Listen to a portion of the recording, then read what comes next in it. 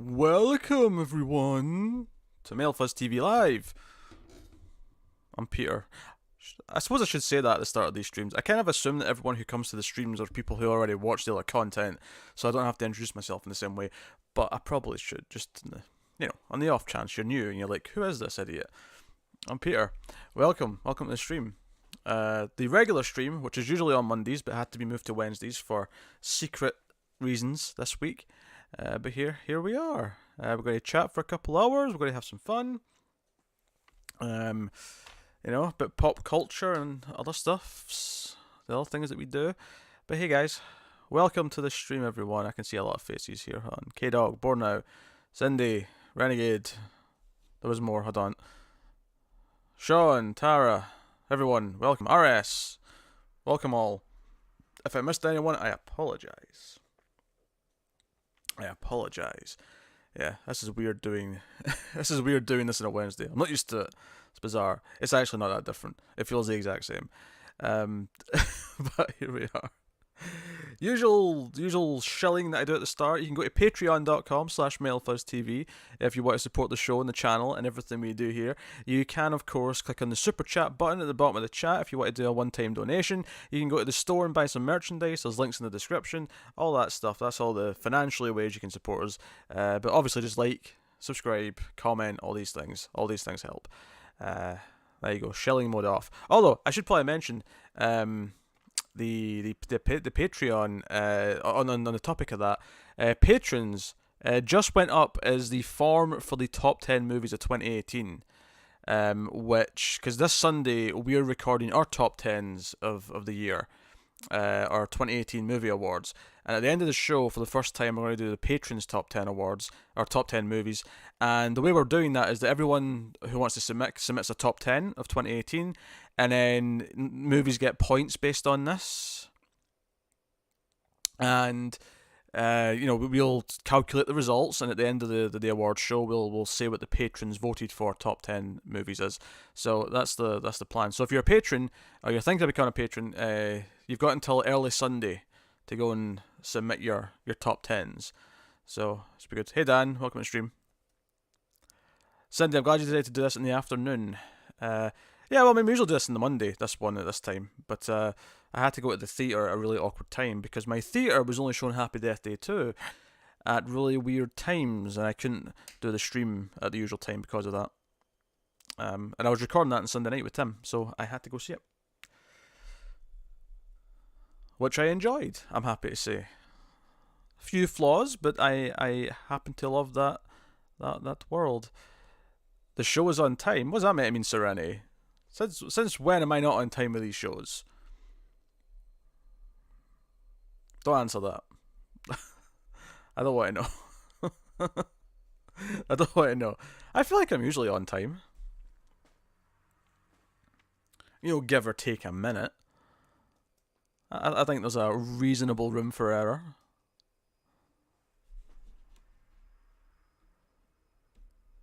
What are some movies you missed? Renegade, Hereditary, and Suspiria.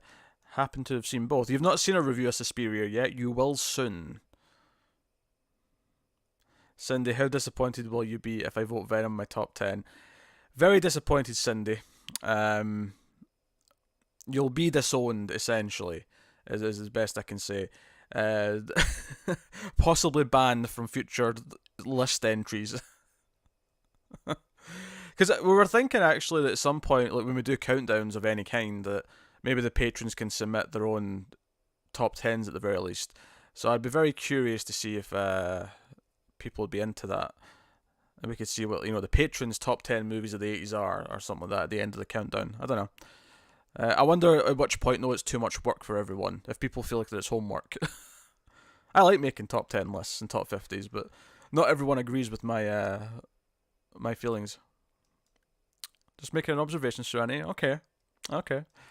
Renegade. Oh yeah, I wanted to see Venom 2 out of morbid curiosity. It is morbid. I'll say that much. It's definitely morbid. Has my levels. Everything's looking good on the technical side. They are. Alright, so the cover of Heroes in Crisis issue 9 was released. I feel like I'm in hell.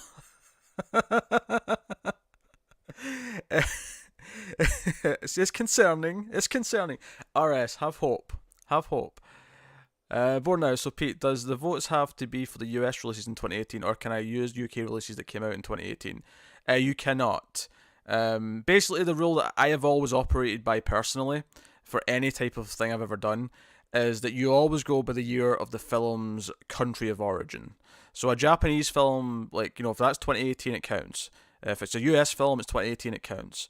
But I would never count a film that came out in its own country a year prior for that year. And part of this is for consistency's sake. I hate the idea of making exceptions for newer things when you never do that for older years. You never say, oh, well, that film in 1982 actually didn't come out in this country until 1983. You don't think of it that way. It becomes irrelevant after a little bit of time. So I like the consistency of being strict about which years are counted for things. We're sticklers for this, and I know Connor agrees with me on this one, and I think Matt does to a point. I think Matt doesn't care that much, but he's willing to give in because me and Connor both are quite passionate about it. Sorry, most of the live streams are 30 minutes to an hour late, so thank you for your prompt service. They are not. The live streams are always on time. When have I ever been half an hour late? This is nonsense. I do not agree with this accusation. Tara, not sure if I can remember all that I saw. I don't keep a spreadsheet. The best thing to do is just to look up like other top lists and see what came out this year. Maybe look at the highest grossed as well. What I do recommend actually, if you like the idea of keeping some more records, is join Letterboxd. It's a really fun website. It's kind of like what's that book website called? I can't remember.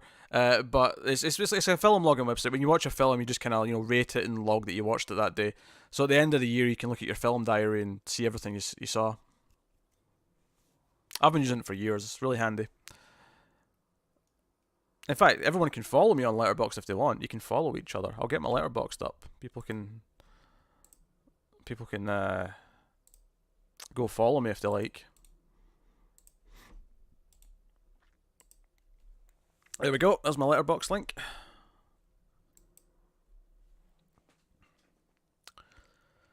That sounds like a great idea. I do like making top 10 lists.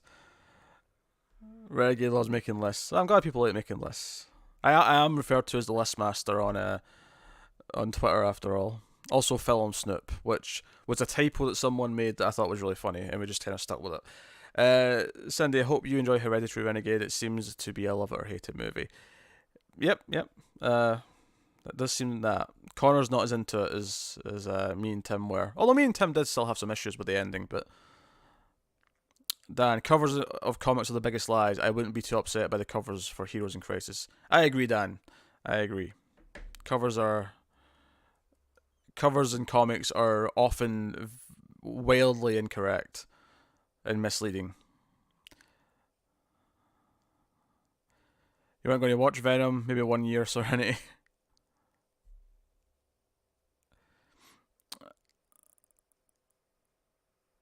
Bored now wasn't a fan of Suspiria remake. I will not spoil how I feel about the Suspiria remake. I believe that next week on Screams you're going to get both the original and the remake Suspirias. I think they're both going out next week if I remember my schedule. They're both recorded already. Because me and Tim can't record anything this week. After Happy Death Day, that is. Obviously we've done that. Because that went up straight away.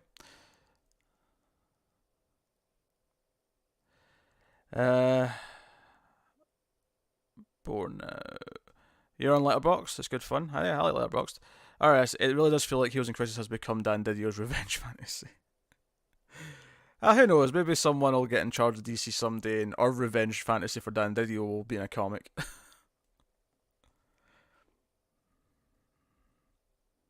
You're going to have a hard time with Suspiria. It's over 2.5 hours. That was shocking, actually. When I went to watch the Suspiria remake, and I checked how long it was before, because I was expecting like 90 minutes, maybe 100, because most horror movies are that length, and it was like, holy shit, it's 2.5 hours. You're following me on Letterboxd like a stalker. That's okay, bored now. That's okay. Oh, dear. Yeah, we've been playing some games in some of the late streams. Some party games. But yeah, the letterbox sometimes might spoil some reviews that are coming up soon. Actually, if you pay attention to my letterboxd.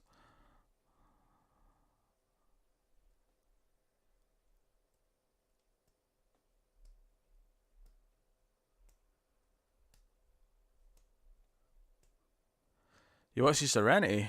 Oh, I'm hearing very bad things about Serenity. Not to be confused with the good Serenity, which is the conclusion to Firefly from Joss Whedon, the creator of the hit television show Buffy the Vampire Slayer.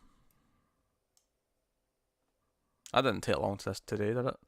Was that 9 minutes we're on? Yep.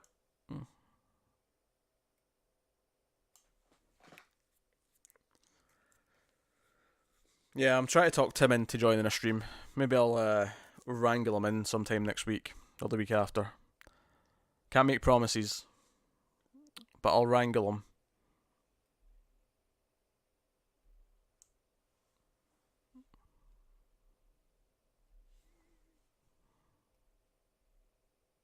Oh, you agree with Serenity? I thought you were saying you wanted to see Serenity, the movie that's out. Oh, that was Mako. Hey, Mako, welcome to the stream.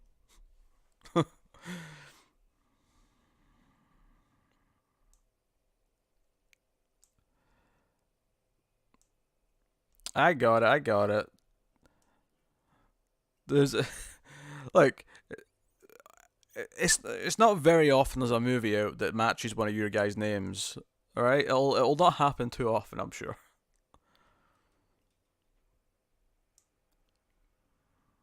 I mean, maybe Renegade Hero could be a movie someday. This summer, there's a renegade on the loose, but he's also a hero.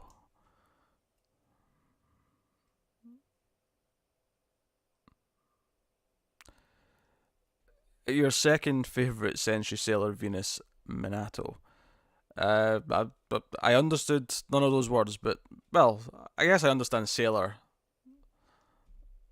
and Venus, but probably not in this context.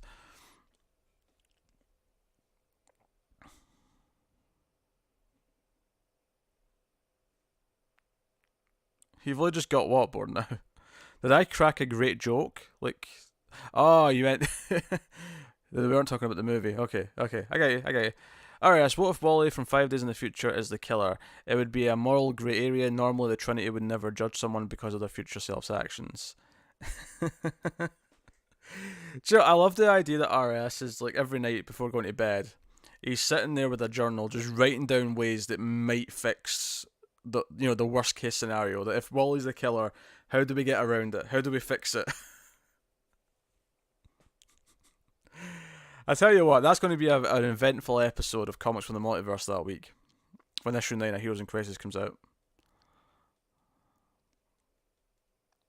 Dan, one of my friends posted on Facebook yesterday. Anyone want to talk about Nicholas Brendan on the phone? Or talk to Nicholas Brendan on the phone. That makes more sense. I was tempted to forward to you. Apparently, she was a low key house party and he was there. That's pretty funny. That's pretty awesome. I don't know what I'd say to Nicholas Brendan. That's I don't know what I would say to any celebrity really. I don't really think about what I'd say to people like that. I don't like idolize people. I don't think in the same way that a lot of people do. Like people are like obsessed with getting photos with people and things like that. I never really felt that way. Like I respect a lot of people, and I could see myself having great conversations with people. But quick meet and greets, you don't really get to do that. You just kind of, a couple of quick sound bites more than anything. Bit easier with comic creators because they're a bit more less famous, a bit more down to earth. Alright, but unlike future Tim or future Donna, the widow is much smaller in Wally's case. The window is much smaller in Wally's case. Yeah. That's true.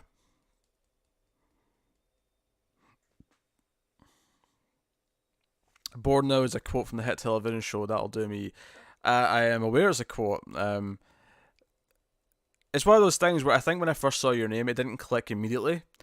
And then one day you were talking about Buffy, and I looked at your name again, and then I heard the voice that you're supposed to say it, and I was like, "Born Now," and I was like, "Ah, it's Willow."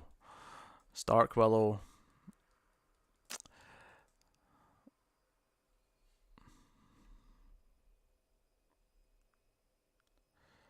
Da, da, da, da, da. Yeah, you're right. I don't watch anime. Yeah.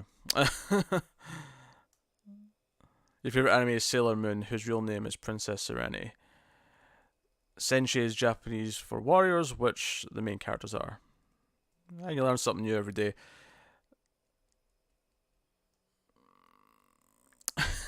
Renegade. I idolize a few people, but I wouldn't act and say. She says as she twitches her eye. You know, she's like twitching her eye, thinking about people. Just slipping notes to actors saying, "Hey, do you want babies? I can facilitate babies. I twitch, and if you don't, I'll kill your family. I twitch." I kid. I'm sure you're a very sane and well-adjusted person, Renegade. Alright, so fixing Wally is simple. Just say he was possessed by an alien space bug. It worked for Hal. Yeah, we could do that. Yeah, he's possessed by something. It's not really Wally, is basically the answer to that. Which it could go down that path. I feel like Tom King wouldn't want to cheat it like that. I feel like I'm expecting it to turn out not to be Wally's fault, but I do think it'll be a lot closer to hard hitting than just it was an alien thing that possessed him. I feel like Tom King likes more visceral storytelling than that, but well, we'll see. Born Out Willow's my favourite character. I'm on season 4 now, and she's amazing in that season. Yeah, Willow's great. Willow's a gem. It's funny actually reading the new Buffy comic. The second issue's not out yet. It's not until next week, but it's weird how Willow's kind of a later season Willow. Right, so you're telling me if you ever met Sarah Michelle Gellar, you wouldn't scream like a fangirl? Evil face. No, not like a fangirl. I feel like if anything, I would just be kind of quiet. I don't think I react like that. I don't get giddy, I suppose, is the word you'd use.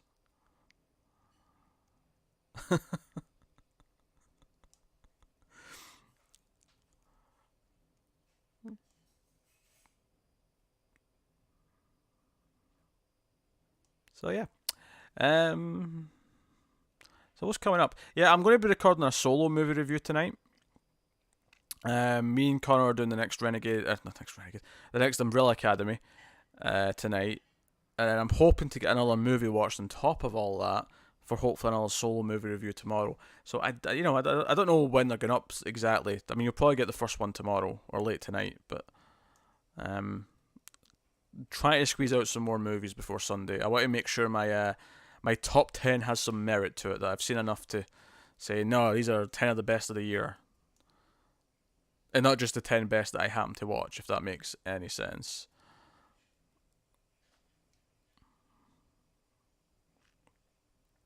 Rewatching Serenity, can't go wrong with that. I rewatch Serenity on a regular basis. I shall take a drink after that bad joke.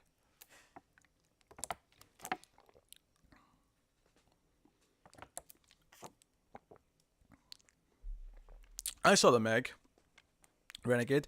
It was okay, for what it was. It was, this a giant shark movie. If anything, it wasn't as ridiculous as I thought it was going to be.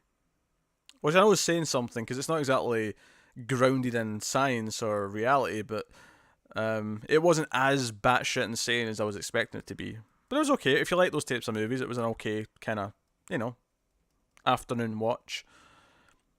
Alright, so my theory is when Wally killed everyone, he was hallucinating like he did in Flash War. When he thought he was fighting rogues in the holodeck, he was really killing everyone. It's a horrible accident. So, do you want that though? Because I feel like that would ruin Wally mentally. Like, he would be distraught forever for that.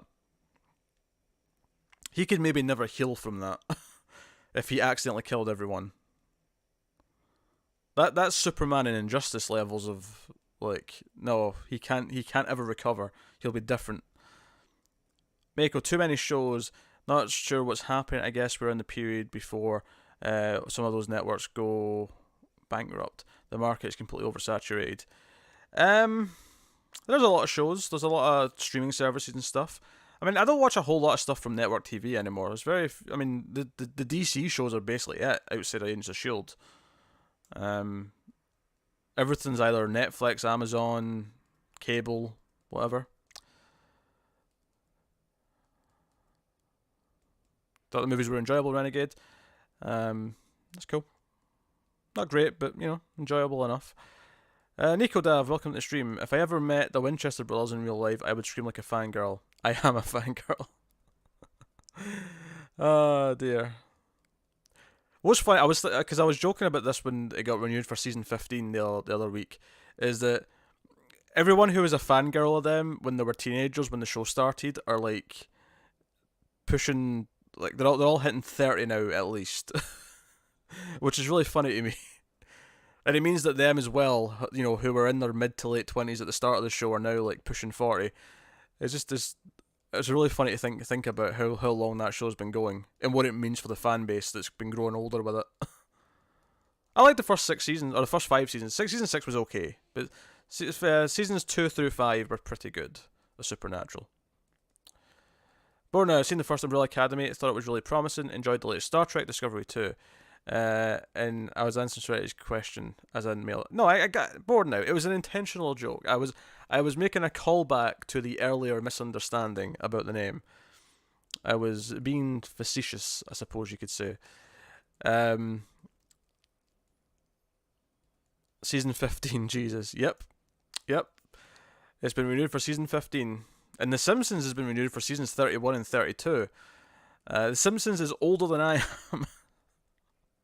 Actually, I guess that's not true, because it's not had 31 yet. I think we're about the same age, actually, bizarrely.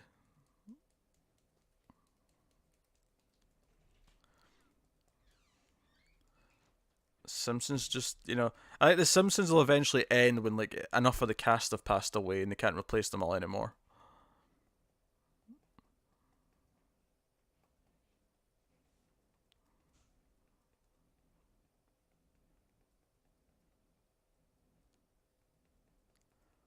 RS. No, but I feel that we have a few options. Going with the Suicide Squad rumors, I think it could work if Wally willingly surrenders himself to Waller and has the bomb installed in his head as a safeguard. Okay. Still a very dark Wally path to go on for a while, so I'm not in love with it, but it keeps him alive, I suppose. Ironically. Born now, not seen any of Supernatural, might wait till it finishes if that ever happens. I don't know, Born now. If you wait till it's finished, you may have like 20 seasons to watch. I would get cracking right now. I would get cracking. Cindy, I still remember watching shorts of The Simpsons during the Tracy Ullman show when I was little.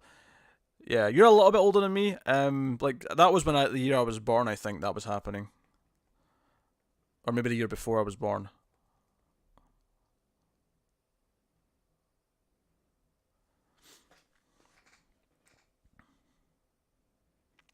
I'm sure Supernatural's like a perfectly watchable show still. It's just like, yeah, they finished the main plot at the end of season 5, and then it was like, here we go. This what it is.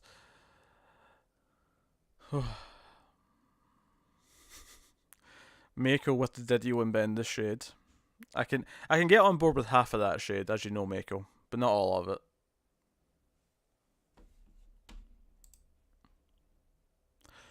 Yeah, there was actually a dig at Nightwing in one of the Marvel books from last week, which was pretty funny. Kyle Higgins, who used to write Nightwing, wrote in a joke about Rick Grayson in Winter Soldier. It was pretty amusing. Yay, 89 babies. Just like Umbrella Academy. Yep, I'm an 89 baby. Last of the 80s. I suppose the last of the 80s were people who were born on New Year's Eve at the end of 89, but you know what I mean.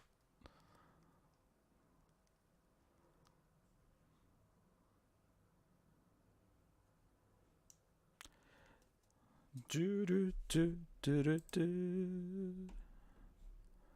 Welcome everyone to the stream where I'll sing out of tune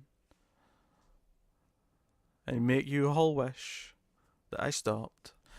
RS, one last Wally related thing. Heroes in Crisis was supposed to be a mystery, so killing Wally only to say that his body was from the future feel like a cheat to me. That's still a mystery though, right? Like it's still a mystery. To me, that's like part of what makes the mystery interesting.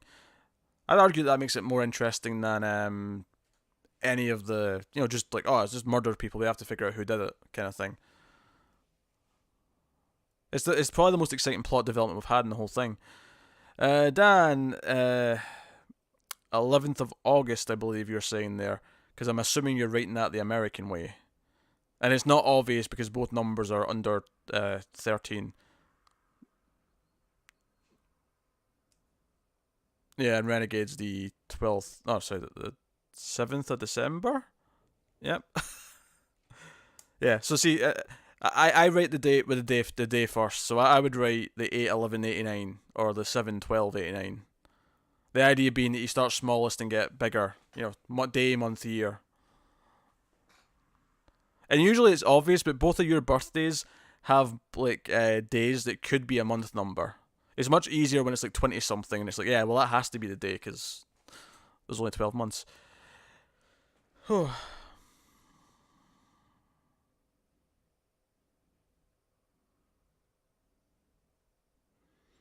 are you guys talking about?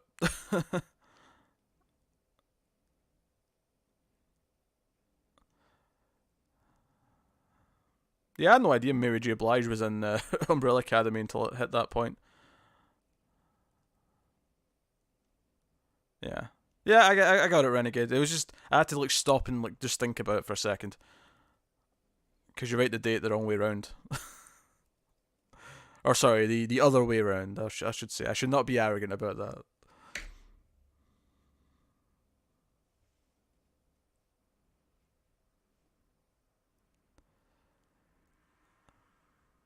Yeah, I'm used to the date being that way around anyway, because looking at comic book dates, looking at movie release dates, it's hard not to encounter it that way around. Alright, I suppose, but it annoys me because when issue 1 came out, well, at least he's not the killer, and I saw the cover of issue 8.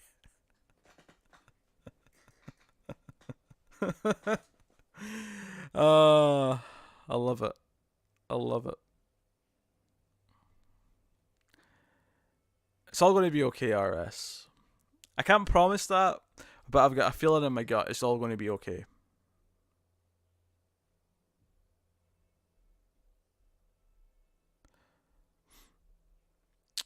Yeah, I saw a trailer. I never saw interviews or casting announcements though.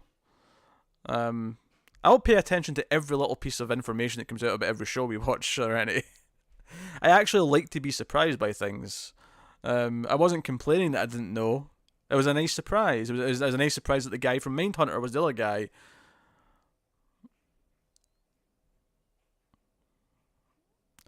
Cindy, do you believe the hype from the first reactions to Captain Marvel? I was underwhelmed by the trailers, but now I'm a little excited for it to come out. I actually haven't seen the hype.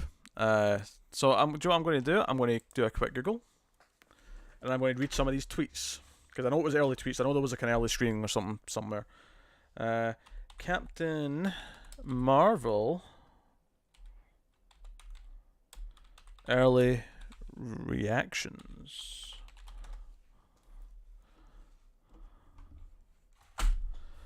Variety. Here's a good site. Hi Sheldon, welcome to the stream. Oh, pardon me.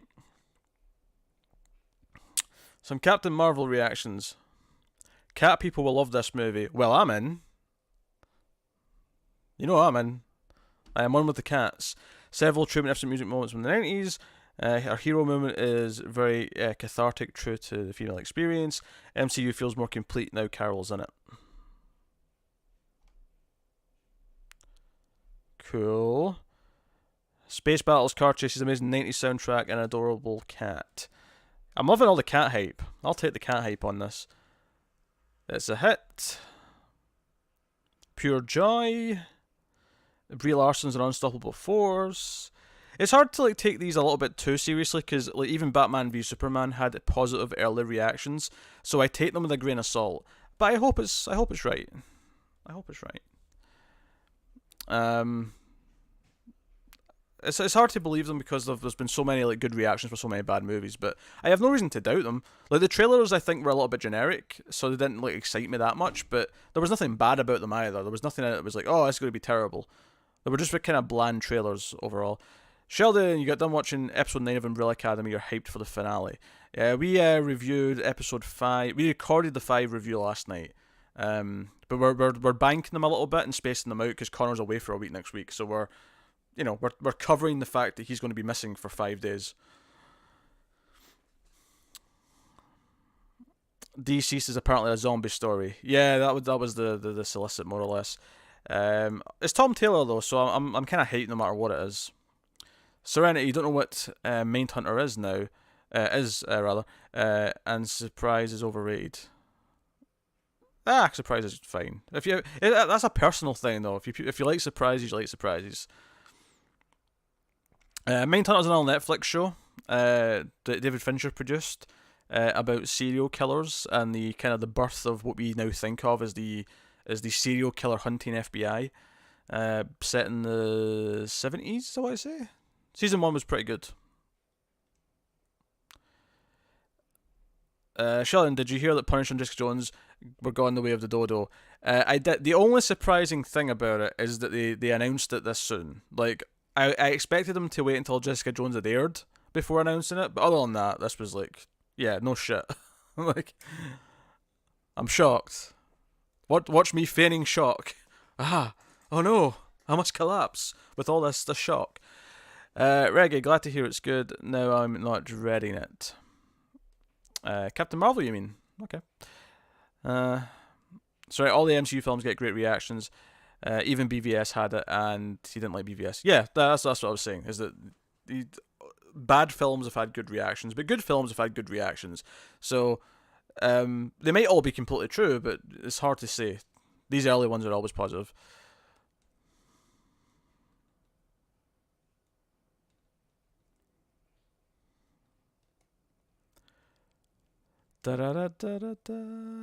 Yeah, I couldn't finish Punisher season 1, so I'm not upset about it. Dan, so Doom Patrol I thought was really awesome. I'm hoping for Frenzy, Quiz, Fog, not going to lie. Something about that design of Frenzy really freaks me out. Not sure what it is. Yeah, well, Mr. Nobody looked pretty cool. That was an interesting translation from the comic. I dug that first episode as well. It was really good.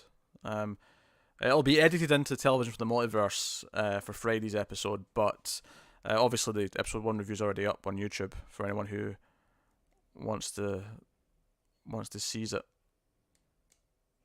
But yeah, I had a lot of heart that first episode. Sheldon, they're getting paid for the reviews for the commercials on TV. Right to say the movie is once in a generation movie, awesome movie.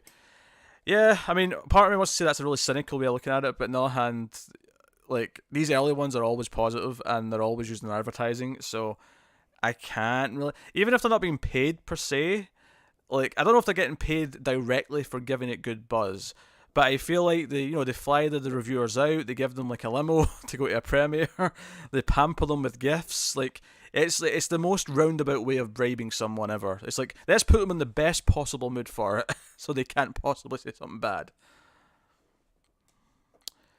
Cindy, I've liked all of the MC movies from Iron Man 3 on.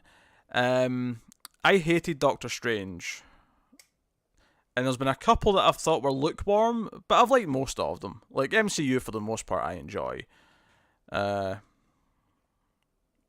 It's a very dependable Hollywood factory of movies. I know that sounds really cold and like a negative way of saying it, but, sometimes they're a bit too formulaic, but they tend to be fairly solid formula stuff, if that makes sense. And then some are go above and beyond and are really good. So, their track record's not bad. Doctor Strange and the first Captain America can suck it, though. Alright, Deceased is going to be an Elseworld story. Tom Taylor has said that no one is safe. I'm expecting Batman to die early on. I could see that. He was giving people shit on Twitter for assuming that Batman was the main character, which makes me think he's probably going to kill Batman as a way of saying, like, hey, this is Drew Barrymore and Scream. Batman's gone in the first issue. That'd be really funny to me. Born Brie Larson makes me want to see Captain Marvel. Yeah, she's good. Rude Boy, welcome, kind of. Don't say anything until you get home. He's on his way. He's on his way to the stream. Renegade, not a fan of Brie Larson. I hope she does good. You love Guardians 1, Serenity.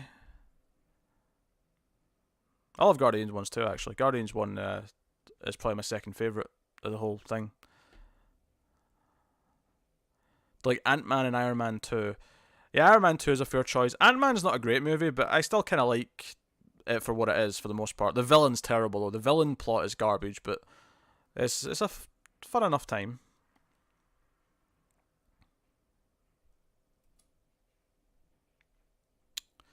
Mako, it's a psychological thing. It's not bribes.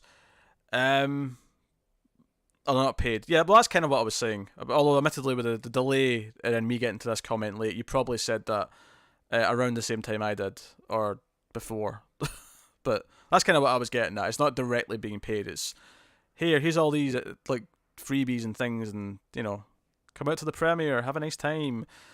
RS, I also expect Barry to be one of the first infected, like Quicksilver and Marvel Zombies. He'll use his speed to spread the virus across the planet before Justice League can contain it.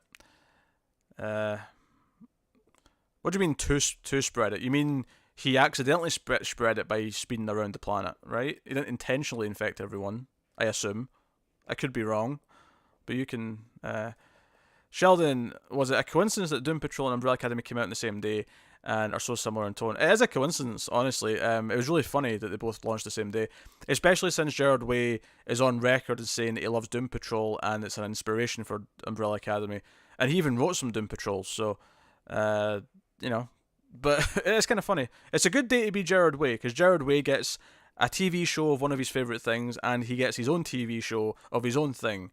So he was having a good day on Friday. I'm on to bet. Born now, Iron Man 2 is the one with Mickey Rourke. Yeah, it is indeed.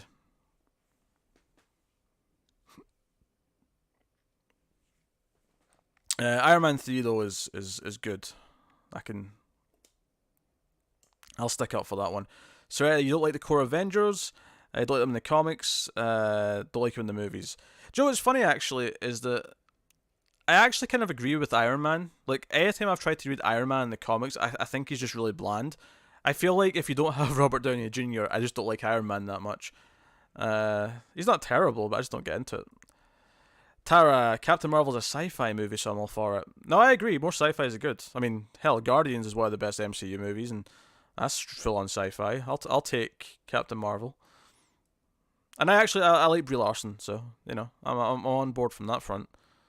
The things that will make it not great are the things that always make Marvel movies not great. Is crappy villains and a formulaic plot. Like, those are the things that might sink it, if it's going to sink, I think. Serenity wants variety. I get that. There's definitely been times with the MCU where I felt like they need to do something different to spice it up. I think Infinity War did a good job of that, though.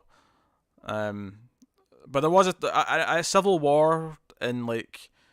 Around that time, I was feeling a little bit lukewarm on them. They kind of won me back a little bit since then, though.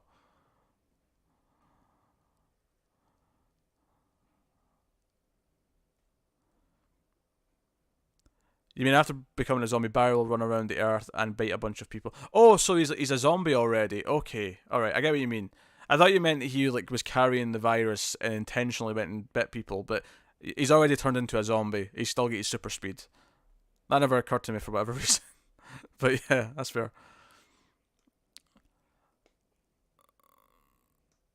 Talking about Justice League now. It's a really weird Frankenstein of a movie with some good corrections, but lots of bad stuff held over. You like the lady characters from Avengers? Yeah. I might want to give Captain Marvel a chance then, since it's the first, focused, female movie Marvel have done. It's kind of ridiculous it's taken them this long to do one, to be honest. I mean, it's only taken 20 plus movies to finally do one with a female lead, but that's what it is, I suppose.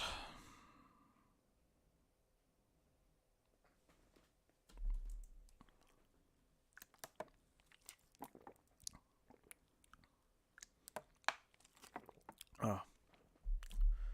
Now, hopefully Captain Marvel will be good. It's out next month.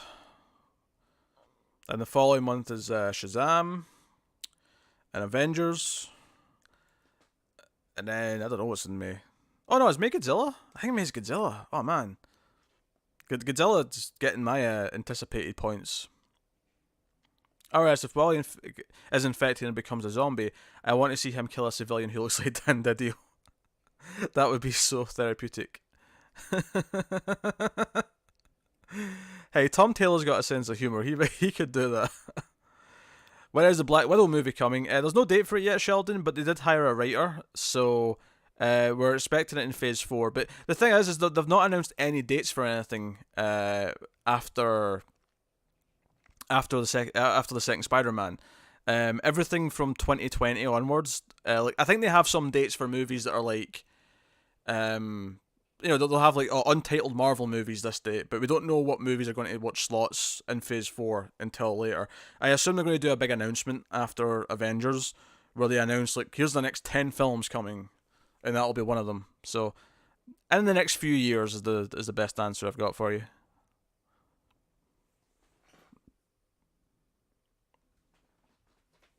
Yeah, Dan, apparently they're doing a Black Widow movie now. They've got a writer hired, so... And that means more coming from Marvel, because they tend to make most of their movies that they say they're going to do. Tara, I actually like Justice League more than Wonder Woman. Don't hurt me. Baby, don't hurt me. Don't hurt me no more. What is love? Baby, don't hurt me. Don't hurt me no more. That's fair, Tara. I mean, I like parts of Justice League. Like, I appreciate the effort to try and fix things, but it did make it for a bit of a Frankenstein's concoction of a movie. But there's definitely moments I like as a DC fan. Steppenwolf is lame though. I don't think that's changing. You watch Captain Marvel at home, Serenity. That's fair. Mako, I think that Zack Snyder and Tom King would be good friends. It could be a depressing friendship, but still nice. Ah, dear.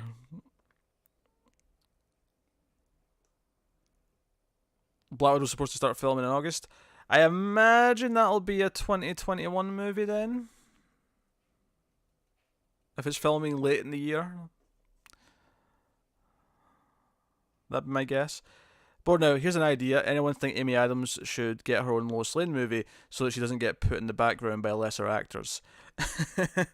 I feel like most of the people in Batman v Superman are never coming back for DC movies again, but I don't hate the idea. Oh, let's not bring up Lois Lane again, no, Renegade. No. I don't want to go down that path again. Let's not do that again. RS, Tom Taylor specifically mentioned Lois when talking about Deceased. Hopefully she will last long than she did in Injustice. Yeah. Eternals is supposed to be coming 2021. That's right, yeah. Eternals. Was excited for it, but I knew they'd mess it up. It's a love story about Cersei and Ikaris, who were never a couple in the comics. Nerd rage to the max. I mean, if I'd ever heard of the Eternals before this year, or last year, I'd maybe be more invested, but for me it's just a case of, okay, what is this thing? Let's see what they do. We all agree nothing, Mako. There was no all. There was no all. And there ain't no Buana or Tyler here to back you up this time. Hopefully there's some more sensible people in the chat today. But I'm not doing it. I'm not doing it again. We're not having this debate again. I'm not doing it. Lois Lane is like a discussion topic for, like, her worth is now banned from discussion. It's now banned, damn it. Daniel, did you ever read Rucka's first run on Wonder Woman? I thought the Rebirth one was exceptional, and I miss him dearly. I read the first big trade because they've released the first two big trades. I read the first one early last year, I want to say, and I really like what I read so far. But I've not read Volume 2 yet, and Volume 3 is not out yet. But I've started it, Dan. I've started it. I'm reading the trades, the big thick trades they're doing. Board now, I guess Lois is a dated character, uses a sounding board, but that can always be changed. Dan, we're not doing it. We're not doing it. I've shut it down, Dan. I've shut it down. It's fine. I know you're upset. I get it. I get it. But it's fine. I've shut it down. Sheldon, do you think Marvel should have kept Claw for the second Black Panther movie? Because I feel they wasted the character. She also, and Lois doesn't get the fridge. Yeah. I don't know. I never really read anything with Claw in it before the movie, so I didn't really feel like there's more to this character. I've been reading the Killmonger mini that they've been doing just now, and Claw's in that a little bit. What stream was this? This was the surprise stream. No. This wasn't a surprise stream. This was the video game stream, from last night over the Mild Fuzz video games channel. I was playing some Tetris and then Resident Evil Code Veronica. And during Resident Evil Code Veronica, this blasphemous conversation started in the chat. Anyway, where was I? Yeah, Claw. I don't know. If you think there's more potential for Claw, then that's fair. I mean, I really don't have an opinion on him all that much. Andy Serkis was good in the role. I don't know that much about Black Panther to know who the villain would be in a second one. I don't know who Black Panther's villains are.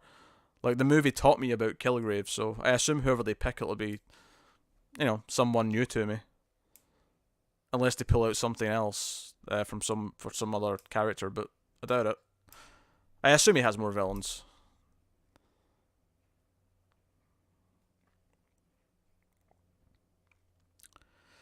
Taylor released some dialogue for Deceased. It seems Oliver has discovered Dinah doing something awful, implying she is a zombie, and Oliver will have to put her down.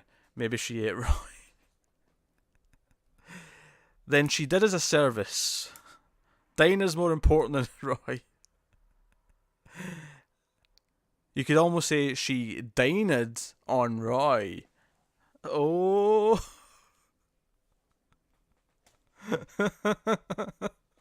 That was a bad joke. I apologise. I ate his liver with some fava beans and an iced Chianti.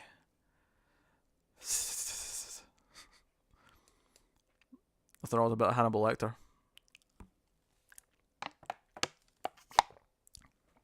Nah, don't worry, Cindy. You didn't miss any main channel streams over on the gaming one.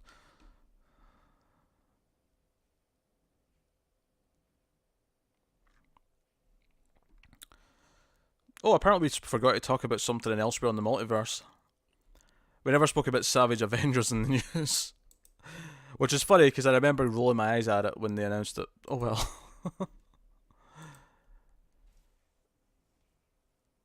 Oh, David's here. Work is closed today due to ice and snow and death and destruction. Oh well, I guess David's around. David, quick question. Don't read too much into this. I don't want to continue on from anything else, but I'm just curious, David. Do you like Lois Lane? I'm going to assume the answer is yes, but just confirm it for me. I need to be reassured. Sheldon, his main three villains were in the movie Claw, Killmonger, and M'Baku. M'Baku is a villain in the comics? So do you think he'll go as a villain in the sequel? Because they kind of made him a likeable dude by the end of the first one. Oh.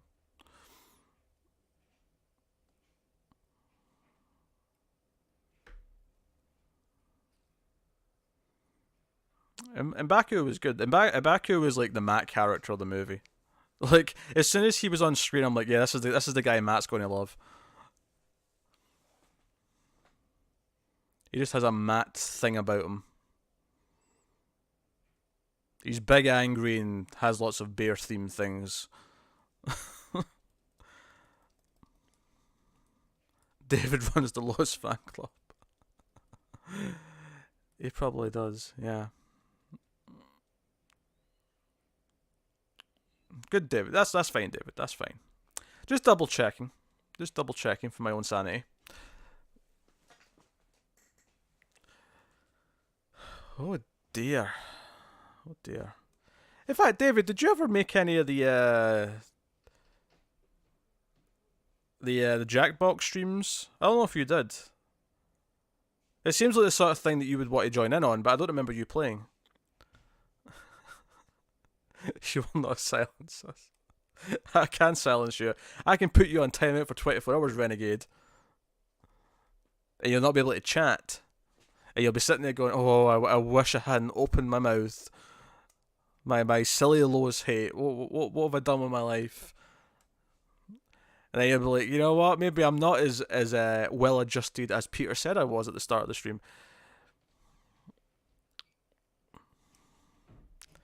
Dinah.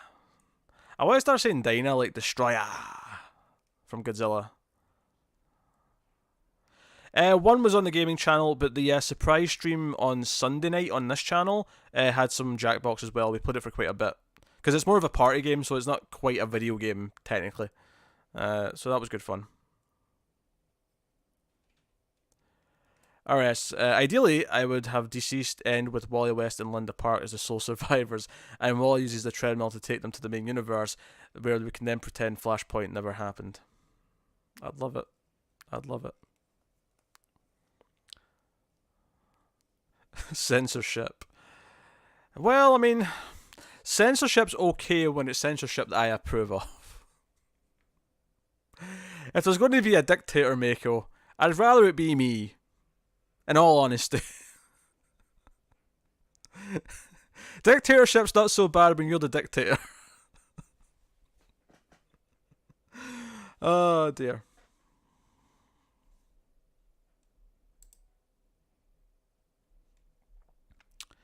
That's interesting that YouTube made me approve that comment, Sheldon. But yeah.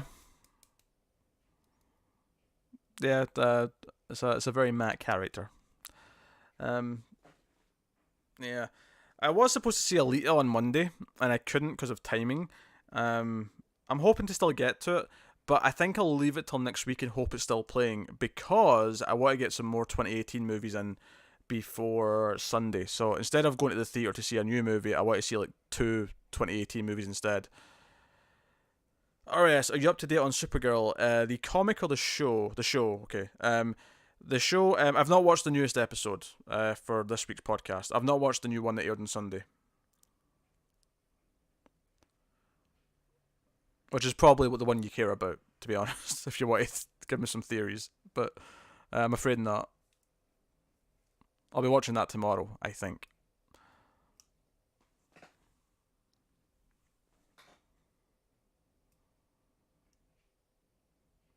Bum, bum, bum, bum.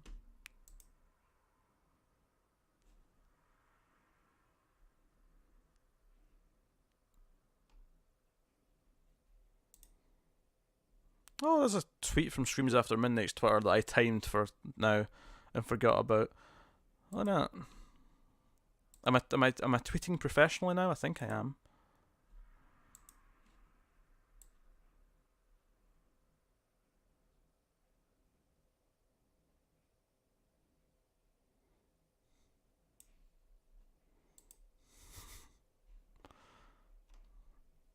You had fun with Alita? Born Now, good visual, strong cast, plot's a bit of a mess at times. That's fair. Daniel, I think we're ready for a Cicada CW show. Do you know, I was just telling someone on Twitter about how awful he is, and I found a clip of that scene where he's all, every meta will die. Like, that's that scene, and it still makes me laugh. Like, watching that scene again cracked me up. It really did. In fact,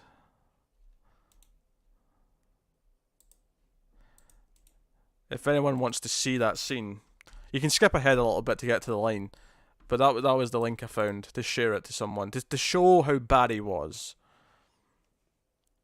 What haven't I watched yet from 2018? Oh, I've got a bunch of movies. I've got Black Klansman, waiting to be watched. I've got a movie called Night Comes On that I want to see. Starring Dominic Fishback from The Deuce. I want to watch A Simple Favor, I think, before the end of the week. I would like to get around to Leave No Trace. Wouldn't mind seeing The Favourite. Connor said that was good. There's a bunch of movies that I feel like I still see. I want to prop up my my top 10. Make sure it's as best as it possibly could be. Some of these might make it, some of them won't, but Do you think Eddie could come back in the Flash as the villain Cobalt Blue? I think he went to the future and became bitter because he's not mentioned at all in the Flash Museum. I don't think Eddie's ever coming. I would love for like a villain to pull off their mask like at the end of season 6 and it turn out to be Eddie. That would fill me with joy, but I don't think it's happening. I don't think it's happening. In real life, cicadas are so annoying. Sounds like a jet engine going off constantly. I've never encountered a cicada. I don't think you get cicadas here. So, but it's good to know. You miss Eddie? What now, Dan? What now? He wanted to be remembered, and I could see him slipping through the cracks of history. You will remember Eddie from season 1. I remember in season 2 when Barry was back in time, he went and got like a video message of Eddie before he died for Iris. And it was like, so it's just so weird to think about now, because now it's like, no, Barry and Iris are the, your one true pairing.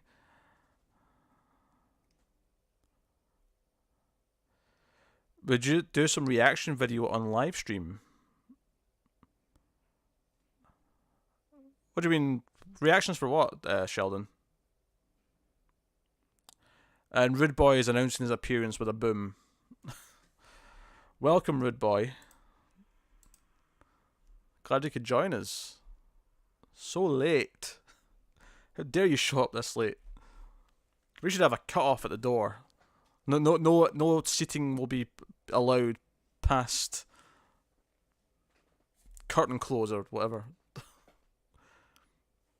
I don't know what I'm trying to say, guys. I don't know.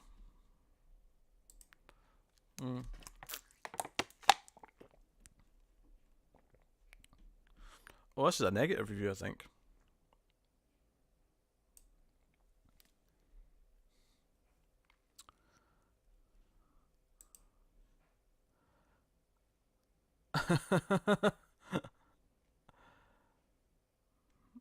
Am I doing a late stream this week? Well, we did one on Sunday night, so if I don't, I won't feel too bad. I don't have one planned right now, though. We could do one tonight. If people really want a late stream tonight, we could do a late stream tonight.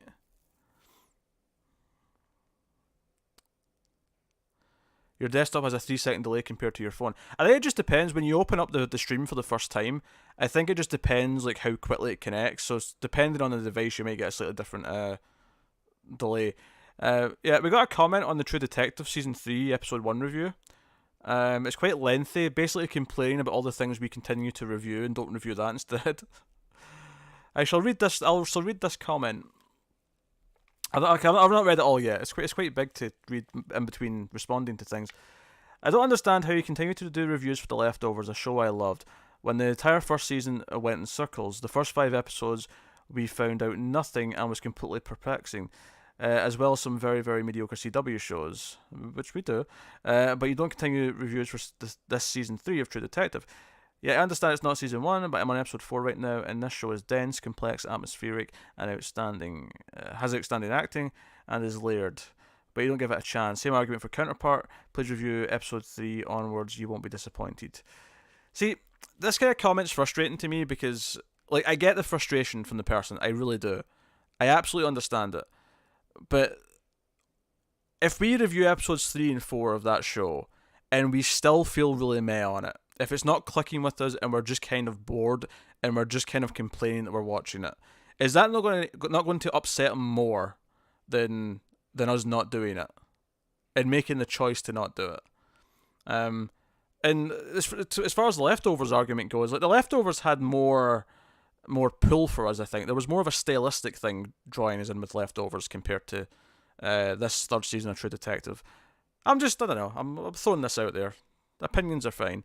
If anyone wants to throw one in. Alright, so if CW ever does Blackest Night, I want Earth 1 Harrison Wells to come back with a vengeance. Team Flash willingly ruined his memory by letting him take the fall for Nora Allen's murder. That's very true. I think we could do Blackest Night at some point. I think we had a Green Lantern first. We had a Green Lantern before we could do Blackest Night, but we could do Blackest Night eventually.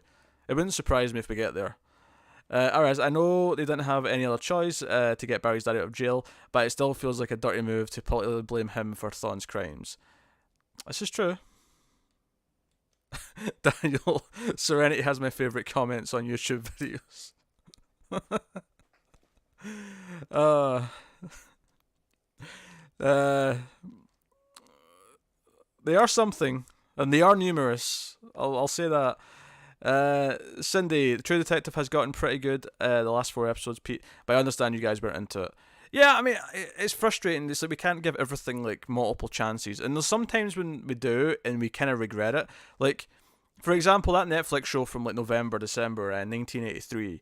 We watched the first one, we were kind of meh on it, but we wanted to give it a chance, right? We said, no, we'll watch one more and see how we feel. But there's this funny thing where, like, 5 minutes into the second episode, I'm like, I feel the exact same. I've basically already made up my mind.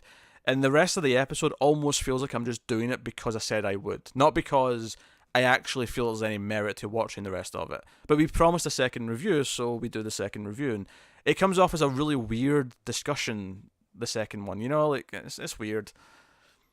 I know.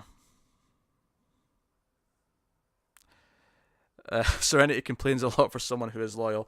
That's Serenity's way. He gives me a good chuckle whenever I click on his comments now. Red Boy, has Umbrella Academy explained where Pogo came from and why he can talk? I feel like I must have missed it. I think it implied early on. Again, I'm only 5 episodes in, but I think it implied early on that the old man made him that way, but it didn't really go into how or why. He just kind of said like, "Oh, I've got him to thank for being here" or something like that. It was a very vague comment. It wasn't specific. Borden, I've watched most of season 3 of True Detective, and in my opinion, it's been very up and down. Some weeks it seems to be getting better, others it drags a bit more. Very good. I have no problem with you not continuing something you're not enjoying. Yeah. I mean, it depends. I mean, there are some things that work as a hate watch where we can make fun of it, but we can't do too much of that. That can get grating on us. David, did you ever consider a Mild Fuzz Discord? I have never used Discord in my life, but I have thought about it because I've heard that Discord communities are a thing that people like. If people are into the idea of a Mild Fuzz Discord, I will look into setting something up. Tara, those mediocre DC shows have a much larger audience too. They do indeed. We're in a funny place with those DC shows because they're not just reviewed because we like them. In fact, probably more than half of them we actively don't like. But because we do a DC Comics podcast, and because we have this weird like fascination with watching them and seeing what they're doing, we always have something to say. Comparing it to something like True Detective Season 3, where we kind of felt like we wouldn't have much more to say episode to episode because we're not interested in the plot, even when Flash or like Arrow are being terrible, because we care about these characters from the comics, and because we've been with it for so long, like, we always have so many things to say and make fun of. There's always good discussion, or maybe good's not the right word, but entertaining discussion that comes out of it. There is some benefit to doing it that I think makes something of an entertaining show. And I know people can be frustrated that, oh, you're wasting time watching 4 of those a week and you're not doing X other thing, but ultimately, because we almost quit doing them at one point for reviews, and then we turned it into the podcast because we ultimately decided that we wanted to keep watching them in some way. We wanted to keep doing it, so it's a balance of what we want to do versus is there merit in doing it. And because we have another DC Comics podcast, which is one of the most consistent things we have for an audience of, it makes sense to have this sister show for the TV shows. So there's a lot of factors going on, but ultimately we kind of have fun making fun of them. So that's kind of what it is. Mako, True Detective Season 1 was a masterpiece, but Season 2 was such a pile of garbage, I won't watch Season 3 no matter what. Mako, you would be shocked how many people have commented on our Season 3 review telling us that we're wrong about Season 2. You would be shocked. The amount of people who have commented saying that we just went along with the crowd and not liking Season 2, or we didn't understand, or in fact there was one angry comment, not even on the True Detective Season 3 video, there was an angry comment on I think one of the news episodes where I mentioned I didn't like True Detective Season 2, and someone commented saying, it's hack critics like you that almost get good shows like True Detective cancelled. First of all, I don't think we're big enough that we're influencing cancellations of anything, as much as I would like to think it. Secondly, what? I don't know. That was like a really funny angry comment we got. Sometimes angry comments are just mean. That one was funny because it felt very delusional and thinking of like what level we're at, how much influence we have, and the idea that no anyone who dislikes it is only doing it because the critics are saying to dislike it. The idea that no one actually comes to that conclusion themselves is this kind of delusional. I have to protect the thing I like that everyone else dislikes. So I have to say, oh, you're just, going along with what everyone else says. Well, someone had to have that opinion in the first place. There wasn't a conspiracy where a bunch of people around a table in a dark room said, we're all going to hate this thing because it'll be funny and we'll ruin the reputation. Like, no, that's not happening. Anyway, rant over. RS, if when Oliver and Felicity's marriage falls apart, I think it's inevitable. It probably is. I agree. Do you think he would hook up with Black Siren on Rebound? In pre-crisis, Black Canary was from Earth 2. That would be interesting, I guess. As interesting as a thing as Arrow can do, which is not really. But, yeah, maybe Dinah, though? I feel like Dinah would be the one that he'd probably end up dating if him and Felicity broke up. Like, after a while. But you may be right. Maybe that would be like this weird, like, oh, it's kind of Laurel, but it's not Laurel. It's this, it's that.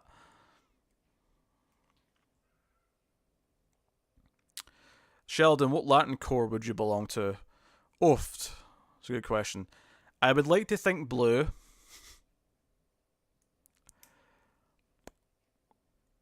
I would like to think blue, but it's probably...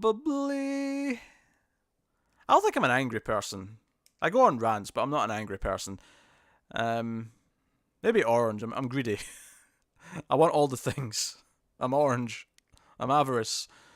RS, and she go together with Green Arrow for moving to Earth 1 after her father died. Okay. Alright, I see what you're saying. Renegade, Felicity should have died in season 3. Amen. Daniel, Jessica Cruz Court. Yeah, I mean, hell, I'll take green if I could be with Jess. I'll take that option. Mako, I took a dump this morning and it was better than season 2. All those people are hipsters and contrarians. That's a way to put it. Yep. Renegade. God, I hate those accusations of you don't like or you don't do something. It's because you're going along with others. Yeah, it's frustrating, Renegade. It's frustrating, especially when you clearly say why you don't like something or why you do like something. Borno, well said, Pete. You guys just call it like you see it. Sadly, there's so many trolls on the YouTubes. There's indeed.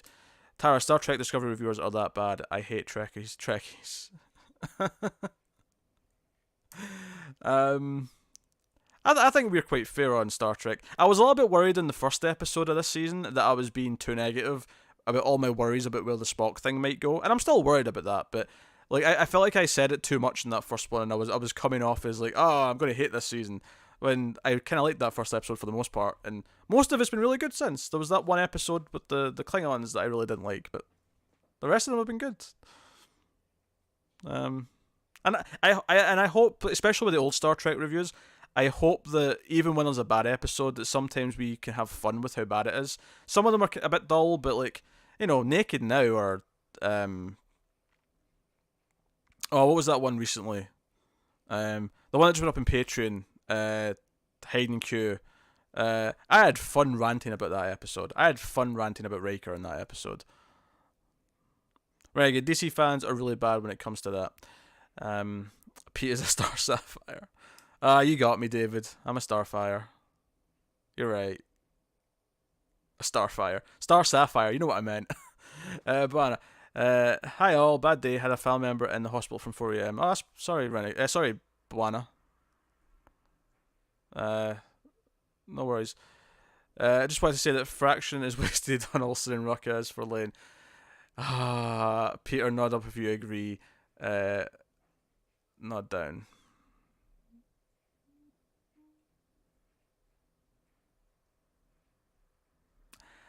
Boana, nope, I'm not doing it. He's not hearing me say that I'm sorry about his family member, but I am. But no, I'm not doing it. I'm not doing it. I love how he's getting me sympathy with a serious thing, and then he's like getting this. He's sniping this lowest hate in here. So right, Trekkies are awesome. It's the Wookiee lovers you have to watch out for. Tara, no, I think you guys are fair, with the exception of Ash Tyler.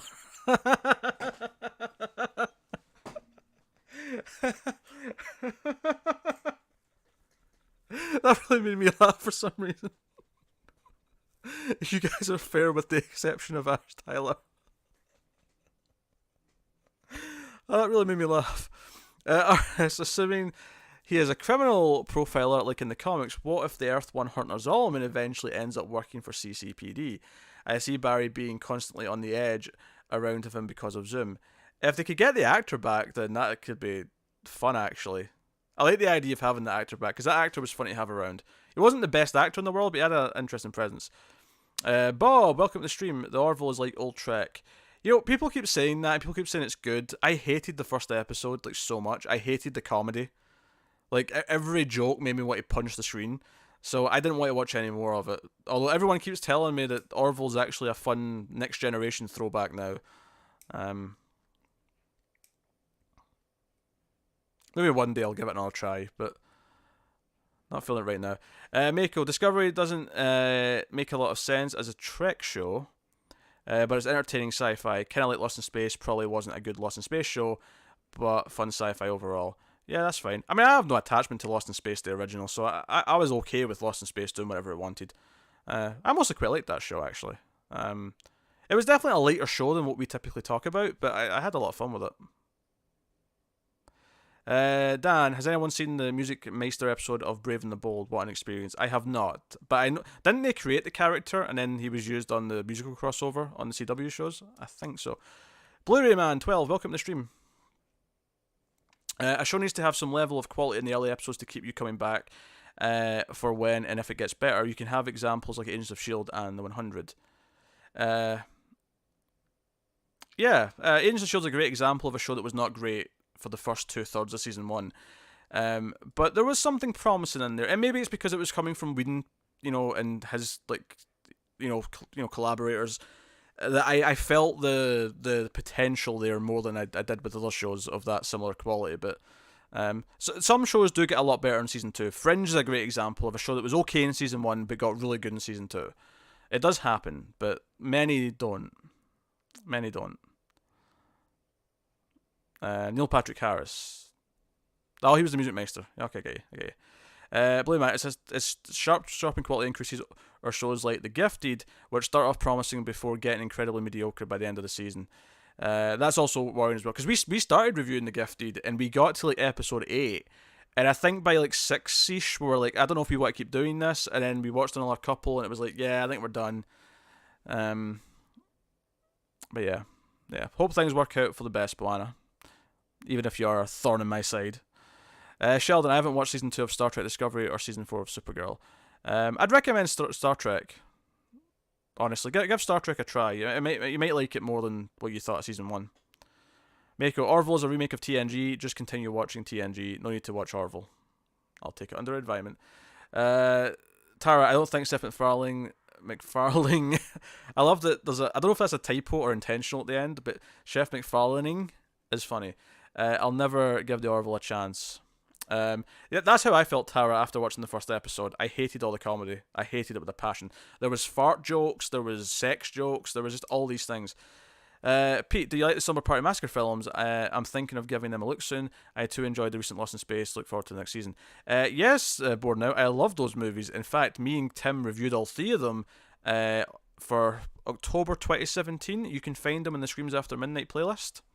You should go have a look-see. But in fact, worth mentioning, we watched 2 and 3 for the... I'd seen 1 before, but 2 and 3 were first-time watches, and 2, oh boy, 2 is a hell of an experience, if you don't know what it is going in. Assuming the MCU does Secret Invasion, what if the pepper that... What if... I think that is a mistake. What if Pepper and Tony. You mean Pepper Potts, which is why it's not the Pepper. Pepper and Tony got back together with his really a Skrull spy, and the real Pepper wants nothing to do with him. Oh, maybe it was the Pepper. Yeah, okay. I get you now. The sentence wasn't making sense to me until I got to the end of it and I realised what you meant. Okay, so, yeah, I mean, it would be interesting to see, because I feel like it would be like side characters who you could do that with, or characters who we know are leaving that you could turn. Oh, they're a Skrull. They've been a Skrull for all this time, or something. You could do that. I feel like Pepper's an interesting one. Maybe General Ross could be one that they could do that with, because he's been in a couple of movies now. Yeah, there's a few they could do that with. Bored now, the first one is good. The second one's gold, Renegade. Don't even start. Mako, Trek Guards spent half an hour trying to make sense out of how Discovery fits everything into its own canon and then said, well, maybe it will get better. No one more loyal than a Trek fan. I mean, you have to stop worrying about continuity completely working out at some points. There's definitely some things that bug us, but...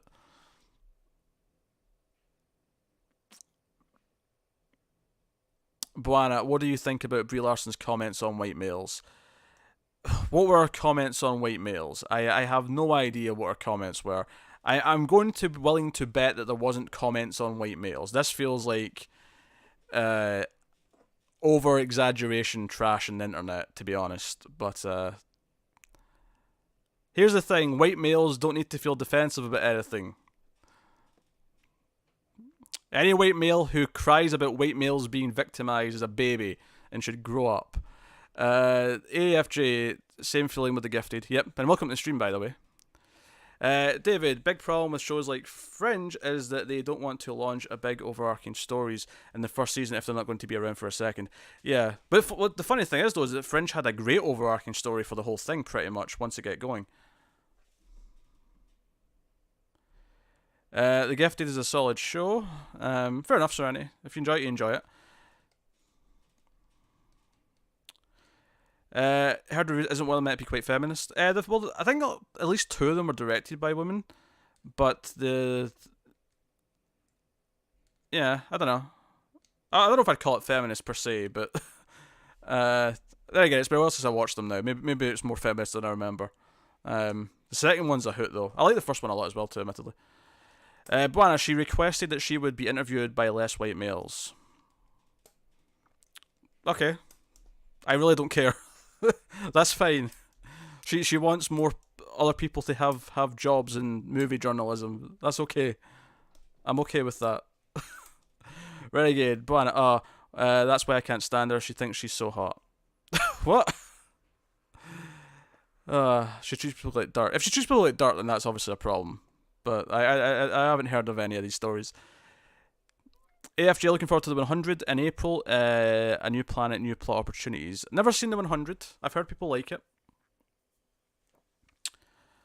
RS, you're betting Black Widow's going to be a Skrull. That'd be interesting, especially if she ends up having to fight like some of the other characters.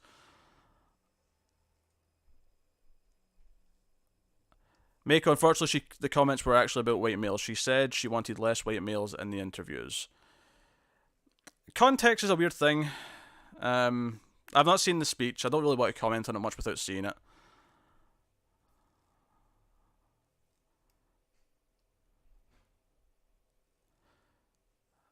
You gotta see those white male comments of yours on BuzzFeed tonight. Oh, what I said? Whatever. I don't care.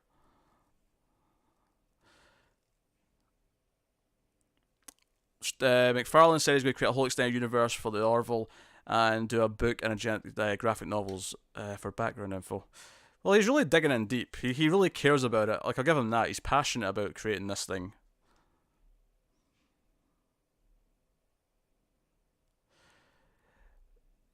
She said she didn't care about what a 40-year-old male thinks about the movie, which I thought was messed up. That one's a bit specific, admittedly, but like, again, like, I don't think any of these are something to cause controversy. If you disagree with her, just roll your eyes and kind of move on. Like, I don't think it's like a big deal. Alright, as for Deceased, I hope that characters like Thawne and Booster Gold don't appear. It would sell the idea that everyone has doomed if there's no time traveling characters in that universe. Yeah, because they couldn't fix it or correct it. I could see that.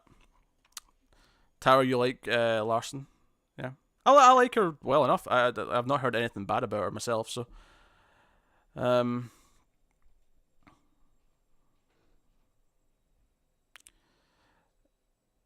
She said she wants more diverse critics, especially pertaining to the kinds of film that are out. Okay. RS, this would mean Nora Allen was never murdered, but was possibly eaten by zombies. So she ended up being dead anyway. Boana, I can't hear. Is Peter agreeing on Brie Larson? Oh, Jesus Christ, I'm telling people not to overreact. It's not a big deal. At least I don't think it is. I've not seen these comments myself, but from what I'm hearing, it doesn't sound like a big deal. Serenity, for example, Wrinkle Time, being about a girl of colour, there should be voices. She's the voice you want to hear, giving their opinion on the film. Like, that doesn't sound like such a bad thing to say. Like, if she's saying that no white men should be talking about these films, then that's kind of a weird thing to say. If she's saying that she wants to hear more people who the film is more pertaining to, because there's not enough of them, then that's a very different thing. I think that's an okay statement to say.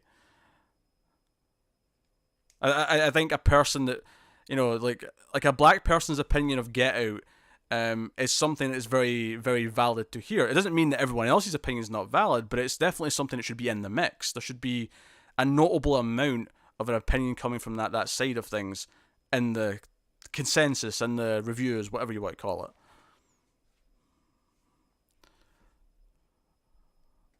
Yeah, she's always been outspoken for sure. Yeah, I've heard her be outspoken before, especially on women's rights and equality.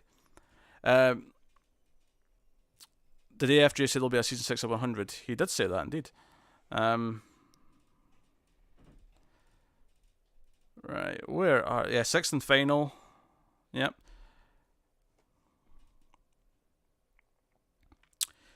Well, no, Boana, this is like saying, like critics are paid to judge movies, but there should be critics of all kinds, so that movies get all kinds of criticism.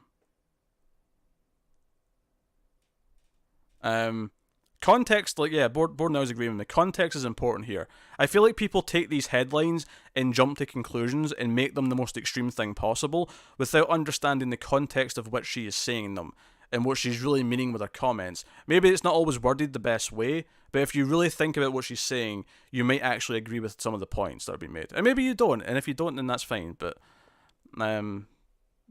this feels very reactionary.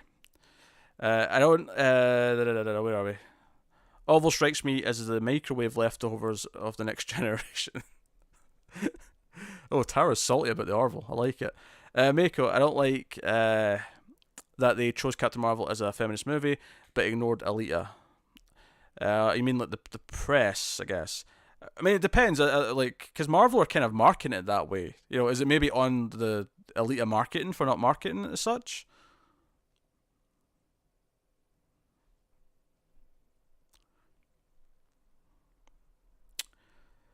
Yeah, maybe Brie Larson's comments aren't 100% like, bulletproof, right? They're not 100%. I think the point she's making is that most of the people who interview her at press junkets, most of the people who talk to her at press junkets and the reviewers that she sees are of a particular demographic, and that should be more diverse. I've not seen Alita yet. It seems like it probably would be, but again, I think maybe the marketing's a key thing here.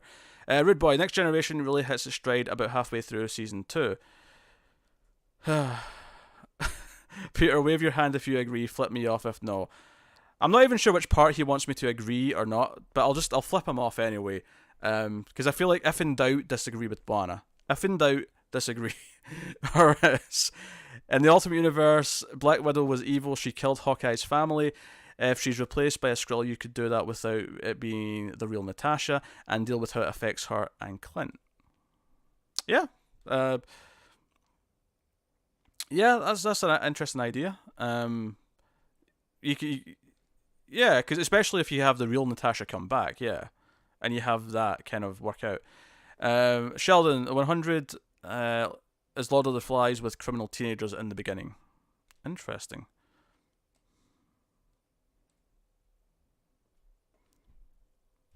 Some conversation amongst yourselves. Daniel, any early predictions on how Naomi fits into DC Universe? Very excited to read issue 2. Not yet. I mean, Ben just teased that her last name was important, so I'm expecting her parents to be someone. I've not read issue 2 yet myself, but the covers for issue 5 and 6 definitely look like she's got powers by then. So, we'll see. We'll see. But Alita is maybe aimed at the teen market more than being broad feminist movie. Nothing wrong with that, of course. Yeah, there's nothing wrong with that. I should have given the hint. Oh, okay. Buana, I feel that without audio, Peter is pretty boring. Well, the audio is kind of most of the show. Like, I could turn my camera off and the show would still work. Because it would still be conversation. Not having the audio is, like, kind of missing the point of what's happening. Oh, dear. The Heroes in Crisis situation with Wally reminds me of what happened to Cassandra Cain after Infinite Crisis. They turned her evil, and there was such a backlash they had to make it a retcon and absolve of her. Yeah, hopefully they feel the hate. If they do something unforgivable with Wally, then hopefully we get the hate. They get the hate that they need to fix it quickly. Because they'll be getting hate from me for sure.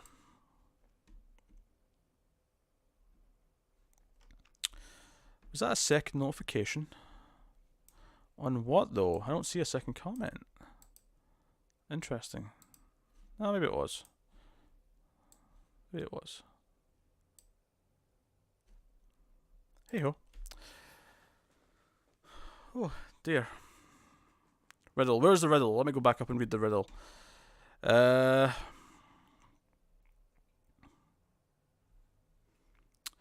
I watch on Spaces Green and Wide, and if you should look deep inside, you'll find a rock of origin Greek. Now tell me what's the name I seek. Hint, the answer is a popular hero's name. I watch on Spaces Green and Wide, and if you should look deep inside, you'll find a rock of origin Greek. Now tell me what's the name I seek. It's a popular hero's name. You watch on Spaces Green and Wide. So you watch on fields or forest, perhaps, maybe. Origin of rock. No. Is the short answer. If I had like time to sit and guess a bunch of things, maybe, but no. Go on, Serenity. What's the answer? Alright, is anyone else planning to drop Flash in protest if Wally goes full Superboy Prime? I don't think we would, because we're doing the show. Also, it's kind of a weird thing to protest because it's not necessarily Williamson's fault, and his run would be the one that suffers for protesting Flash. So it's kind of weird. Like, I don't know how you protest, admittedly, without dropping Flash, but the sad truth is that Nightwing barely dropped in numbers when Rick Grayson happened. AFJ, any plans on covering Doom Patrol, yet another DC show? I am sure the quality control is going to catch up soon. The words variation and theme spring to mind. We did episode 1 of Doom Patrol as a standalone thing, but it will be edited into the next television from the multiverse, and future episodes will be part of that podcast. So there's timestamps if you just want to listen to that part. But every Friday, we'll be a week behind of the episodes, but you'll get a review for the last one every Friday on television for the multiverse. Talking about riddles, Mako, did you like that super smart Riddler in Snyder's run? Not particularly, no. Zero Year I did not like. Have you heard anything about the series called Mars from Netflix? I have not, Rude Boy. Tell me more. Maybe we did in the news at one point. Is it about them going to Mars? But I don't recall. The answer is Peter Parker. Peter comes from the Greek word for Petros, meaning rock. Oh, I knew my name meant rock. I knew that. This is really hardcore, though. Parker meaning keeper of the park, which in medieval England was given to those who managed parks. That's very smart. I think that's a bit above the brow for me to get, but I did know my name meant rock. A nurse was nice and gave me headphones. I can hear you now. Hi, Peter. Hey, Buana. Alright, it's a lose-lose situation. It is. It definitely is. David, you mind if I make a Mild Fuzz Discord for you and transfer ownership if you ever get one? No, I mean, I'll sign up for Discord today if you want. I've just never really thought about it. Do you download an app? Is that a thing you do with Discord? Oh, Mars is already out. I skipped ahead there at the bottom because I saw that. Let me move that over there. We'll see if Nightwing drops when Joker's daughter hits. Oh, I don't know. We'll see. We'll see. It's not Williamson's fault, but I feel it'll hurt his run. Yeah, unless it's fixed very quickly. But yeah. But Flash year 1 will be time off from Wally, and he will be back by the end of it, I feel. That's a good point. With Flash, for Flash year 1 starting, we're going to be in a flashback story for a few months after Heroes in Crisis, which maybe gives them time to do something else in some, another event or something.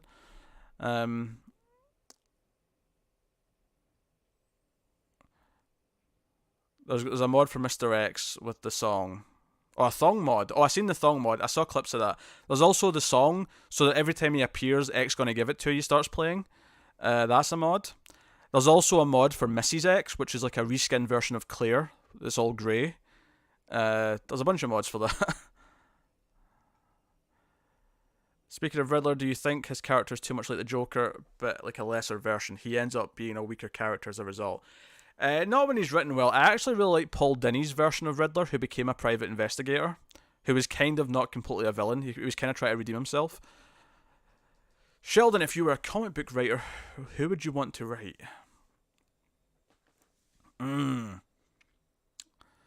I feel like I wouldn't jump to a team straight away, so I think it would be someone like Nightwing or Batgirl. I feel like they're the easier ones to sink my teeth into, but I'd also love doing it. And then maybe I'd tackle like a more superpowered hero afterwards. But yeah, write what I love, I guess. Let's pick a character I love.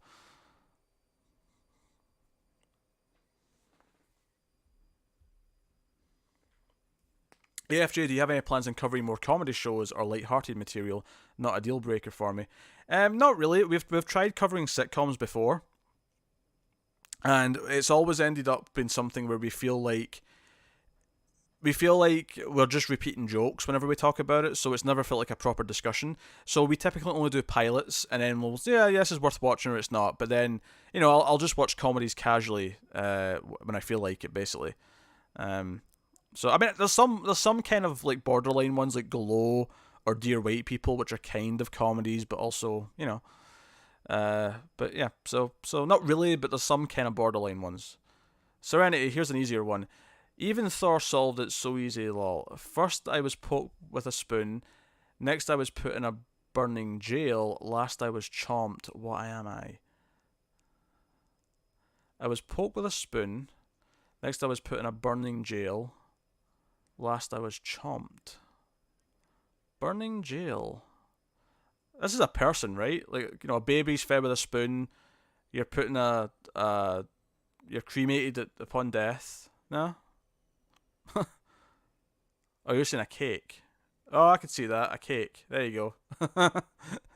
I was wondering how the chomp thing worked into it, if it was a person. Rude Boy, Facts Meet Fiction is the docudrama chronicling the journey of spacecraft crew as it embarks on its 2033 on a mission to colonize the Red Planet.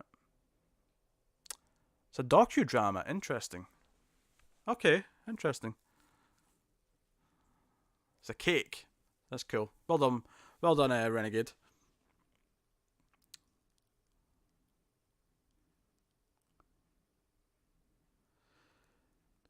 This YouTube channel made you make a YouTube account, Boana? Oh, I'm delighted to hear that, and I mean that. That's how you're sarcastic, but I genuinely mean that. Alright, one possible story they could do is bring back the versions of Wally and the twins from Convergence. They were displaced like Superman and his family. You could say they're traveling in the multiverse. You could say they're lost in the multiverse, which I always tell you never to do. Never get lost in the multiverse. Ugh. Alright, last riddle. You first touched me when you were born, and without me you would die. Oxygen?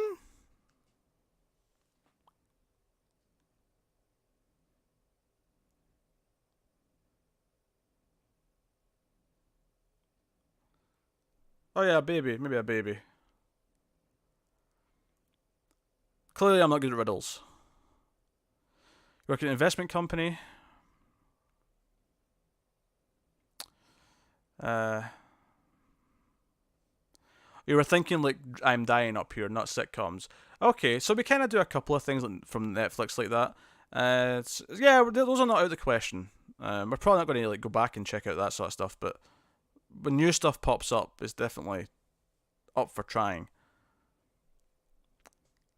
Signal on Netflix. There's so many shows on Netflix that even you're still finding stuff that I've never heard of. It's quite impressive.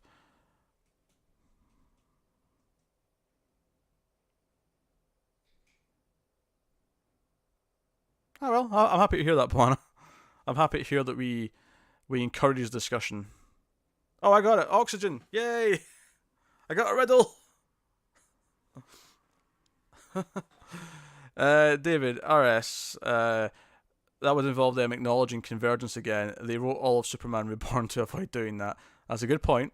That's a good point. You watched that. Good points. There's good points everywhere. Yes. Right. Hold on.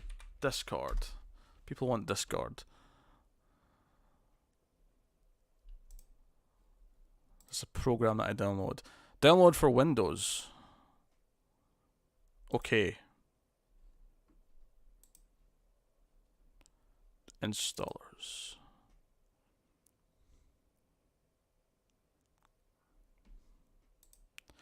They make a lot of stuff. They make a lot of stuff to Netflix. To their credit, though, I feel like I get something that's appealing to me every 2 or 3 weeks. So they're doing a good job of rotating through what different types of things they're making. So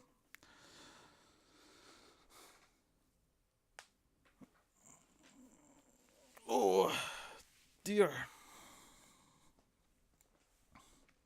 Peter, remember this from the hit cinematic film The Help. You is kind, you is smart, you is important. I never saw The Help, Serenity. I'm familiar with it though.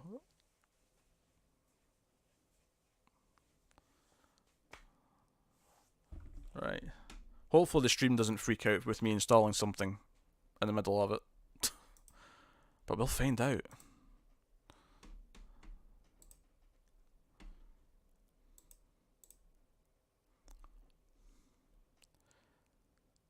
Leroy Jenkins. I don't play World of Warcraft, but I get that reference.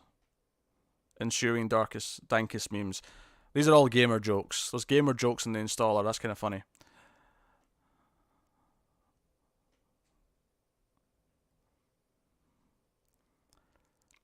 Shop smart, people. Shop smart. That's from the hit film Army of Darkness, Evil Dead 3. Welcome to Discord.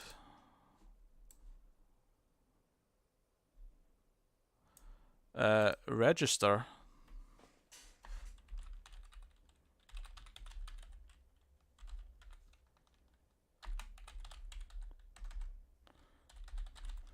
We are registering.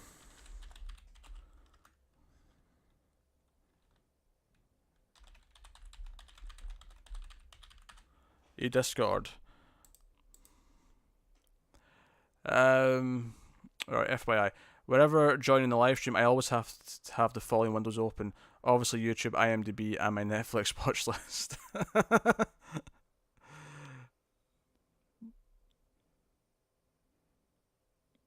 So do you specifically open IMDb and Netflix for talking to me? That's kind of funny. Email's already registered? What? I guess I already have an account. Alright. I must have dabbled at some point. I am not a robot. Boop boop. Select all squares with bicycles in it. What? Stupid things. Oh, what is this crap?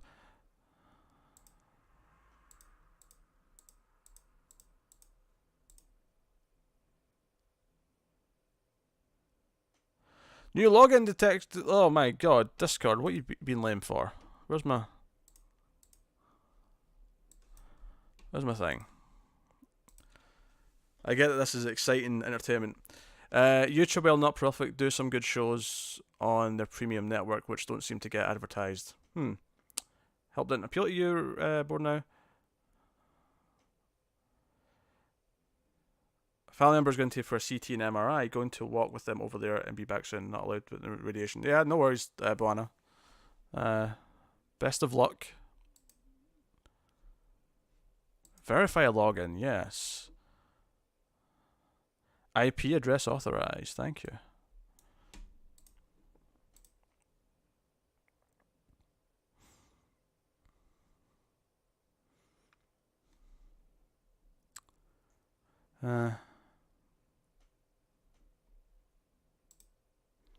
No, I don't want to.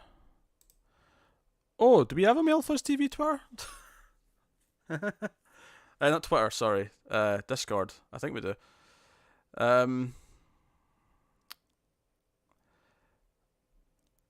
Have you ever watched the Bruce Campbell series, The Adventures of Briscoe County Jr.? It's a good rainy day binge choice. I never have. I've heard of it, but I never saw it.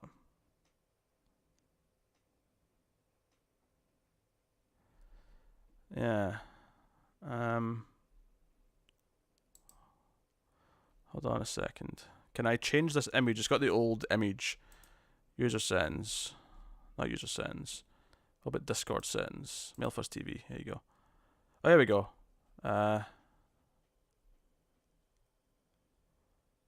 does this work? Create channel.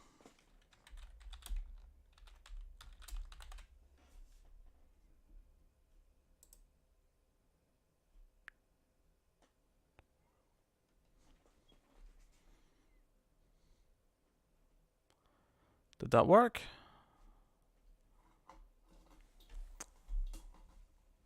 The Stargirl rumors are true. Wait, what? Oh, okay, this is a follow-on from the previous comment, RS. You know what really annoys me about Wallace? Despite being retconned as cousins, I feel every version of Wally that appears outside from now on will be based on New 52, unless the Stargirl rumors are true. Yeah. Theo, hey, welcome to the stream. How do you have time to watch so much TV and movies and review them? That is a great question. The answer is attempting to do this full time, which is damn near suicide, but I'm coping on. Is the answer. Tara, I love your Scottish accent. Do you have an accent you like? First of all, thank you. Do I have an accent I like? I don't know if I've got a specific one I like. Like, I feel like there's not one that I can think of that I specifically like, but there's definitely like specific people that will make me appreciate an accent, if that makes sense.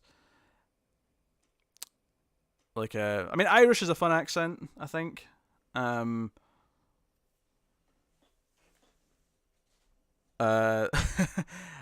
think a South African accent is a funny accent. I don't know if I'd say I like it, but I do enjoy saying diplomatic immunity as much as I possibly can.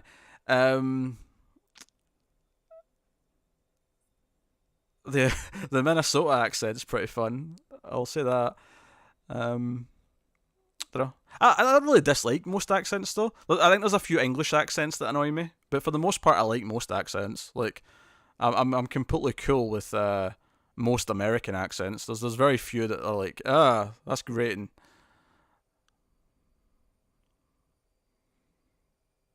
maybe like a really thick Boston accent's kind of annoying. But you kind of get used to these at any point. French accents are pretty hot, Tara. Asian accents are cute too. Oui. Yeah, vous. I come from France. I can't do accents. I can't do a French accent. I talk about the movies that you say. The movies. French is good, but not French Canadian. That's funny to me.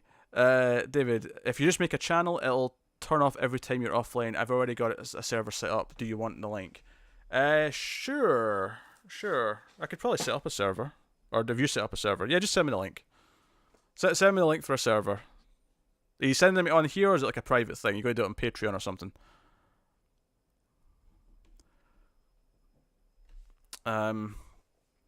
Reggie likes British and Irish accents. Australian too. AFJ, I know an accent he doesn't like, and that's Welsh. I mean, I don't dislike the Welsh accent. It just the. All right, hon. How do I do this? Okay, you've even put the image in. All right. Join Mild Fuzz TV. Here we go.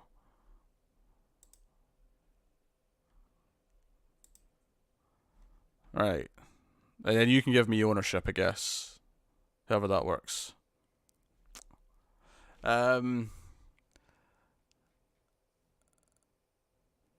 Oh, Tara, you've got a French Canadian in the stream. Nico's upset. I bet it's.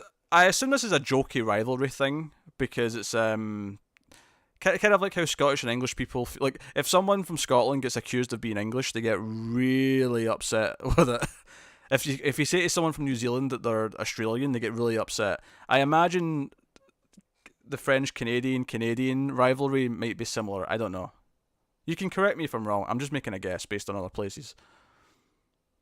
You must have an accent you hate, Pete.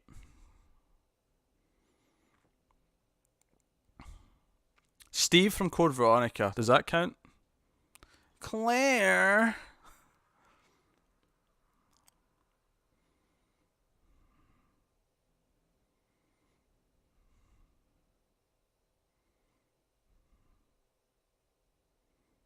Italians have a fun accent.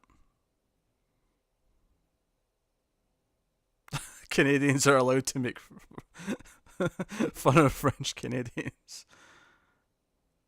English and Scottish look the same to me. Well, we do look the same. I mean, we're all white people. Well, we're not all white people, but we're primarily white people. White people look the same as other white people. Scottish, English, Australian, Canadians, and Americans all look pretty similar. Like, you can't really tell by looking at like a white person where they're from, really, unless they're wearing like a specific attire or something like that. But we sound different, and that's the important part. We sound different. RS likes the Markovian and Lavurian accents. Okay. You did think it was Irish Serenity. I remember that. I wouldn't say that Ireland and Scotland have a rivalry. I think Scotland and England have a rivalry. Ireland are typically liked in Scotland. Well, unless you're into football, I suppose. In which case, there's a thing.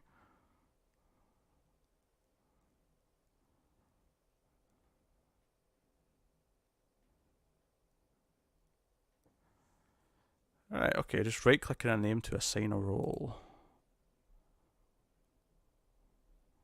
I'm just reading the Discord thing. I do actually have to use the bathroom, so I'm going to be back in like a couple of minutes, guys.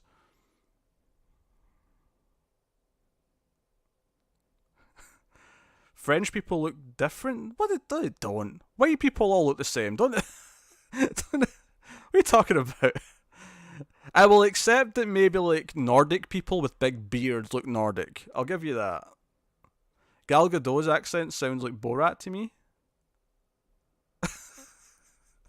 I don't get that from her, Tara, but that's quite funny. Now I'm just imagining Gal Gadot saying something like, my sister is number one prostitute in all of Kazakhstan. High five. I have a chair, king of the castle, king of the castle. Alright, I'm going to stop doing my bad Borat impression.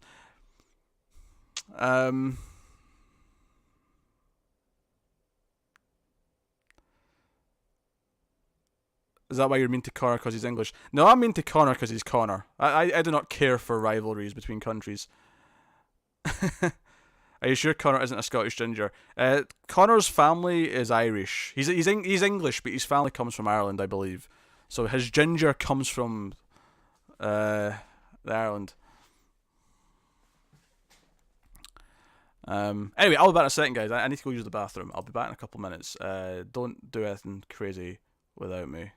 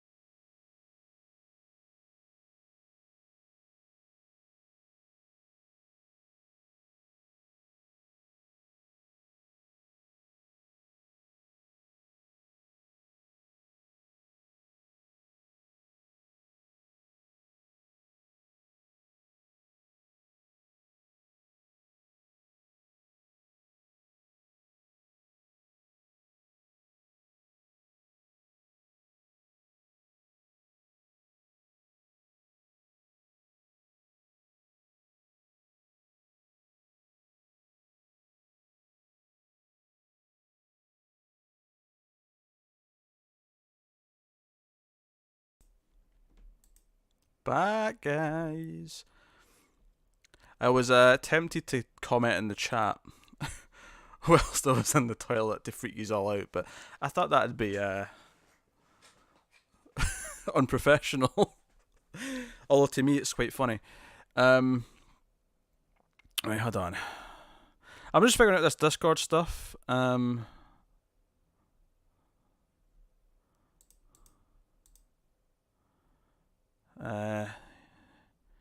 Share button.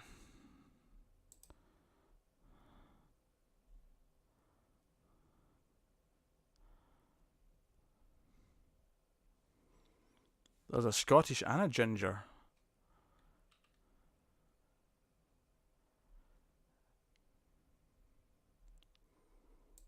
Copy.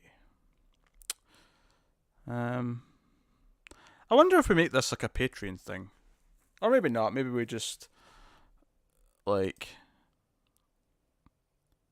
limit things to patrons. Because you mentioned that you made something only a bit available for patrons, so I assume there's a way to like make it distinct. Text channels. Edit channel. General permissions.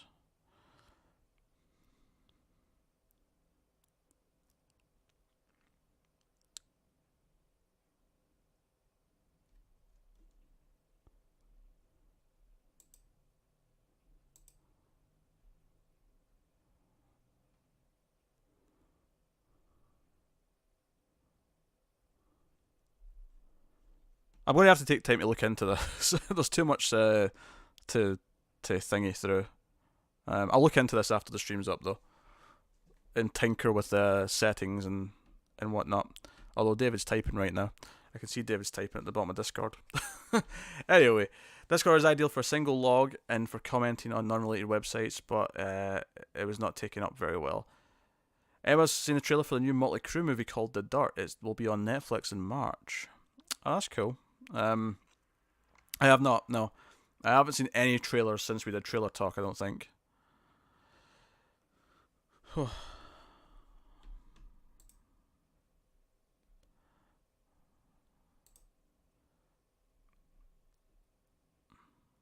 Okay.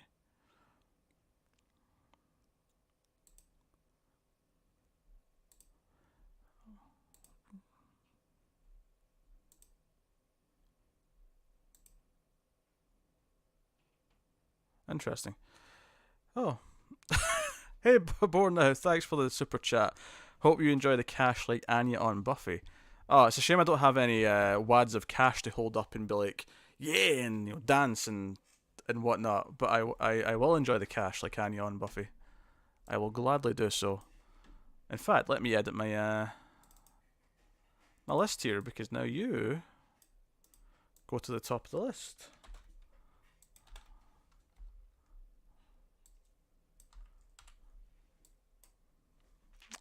There you go.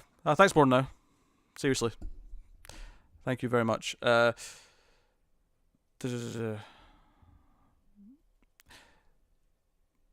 So, cat's wanting out. Oh.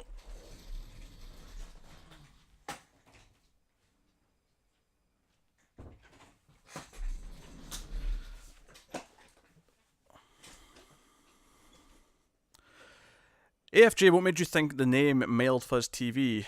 Well, that's the story. Basically goes that we had a friend who was in the police, and he was complaining at me for something, and I can't remember what it was. But I called him the Mild Fuzz in reference to Hot Fuzz. The idea being that he was a shit cop was the joke, and everyone thought that was a really funny phrase. The TV just kind of get added on at some point to make it more kind of like related to what it was, because Mild Fuzz on its own doesn't really tell you anything, whereas Mild Fuzz TV at least gives you a hint of look, it's TV related, maybe, possibly. And we just kind of stuck with it. We're just kind of used to that being the name, and it's just kind of been it for a long time. Netflix Twitter just released a funny ranking of X-Men characters. Can you tell the chat about it? I will go to this.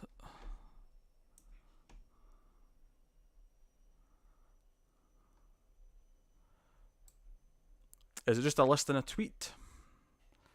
Oh, here it is. Wolverine overrated, Gambit overrated, Storm correctly rated, Kitty Pryde underrated, Nightcrawler underrated, Rogue correctly rated, Beast underrated, Colossus overrated. I actually agree with most of these. I don't really care about Rogue that much, but I'm not necessarily going to argue that she's correctly rated. But Gambit is overrated for sure. Kitty Pryde is definitely underrated. And Beast is underrated. I actually agree with a lot of this. While I was in the little boys' room, Serenity revealed that Hemsworth is playing a Hulk Hogan in a movie. Well, let me tell you something, Mean Gene. I assume we're talking Chris Hemsworth. There are 3 Hemsworths, to be fair. There are 3 Hemsworths, but I'm assuming we're talking Chris. I mean, I can't imagine him doing the voice. Well, let me tell you something, brother. I don't know. I can't imagine him doing the voice. Maybe it'll be good, though. Maybe it'll be good. They're doing a Hulk Hogan movie, though? Is this a movie about his lawsuit and all of his shadier things, or is it a movie about his career? Red Boy, speaking of fuzz, have you seen the 80s cop movie Super Fuzz? A police officer gets superpowers to move objects, but his powers don't work if he sees the colour red. I have never seen this, no. It sounds kind of amazing. And yes, R.I.P. Mean Gene, of course. Yeah. All those classics are all passing away, unfortunately.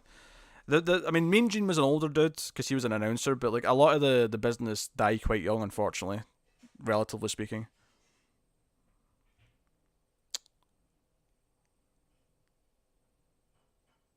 Yeah, I don't like Gambit that much, so I would agree he's overrated. Colossus, yeah, I kind of agree that no one really talks about him. I don't love Colossus, he's okay, but I don't necessarily hear people overrate him either, so I can't really argue if you think that's incorrect as well. So, that's cool.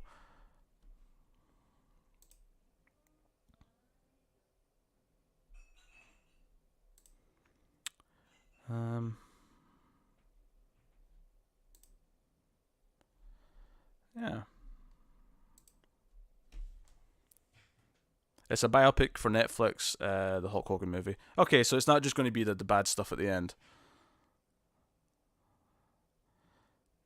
You think Wolverine is loved because of Hugh Jackman? I don't know, Renegade. I think Wolverine was always like the biggest Marvel like X-Men character even before that. Like ever since the animated show, I feel like Wolverine was kind of the one that was put in front all the time. He people often compare it to Batman and how Marvel overuse him because DC overused Batman, and I can kind of see that. I can kind of see that. He's the lesser of the Wolverines. Laura's a much better Wolverine. I'm saying it. I'm putting my foot down here. Alright, let me close that thing.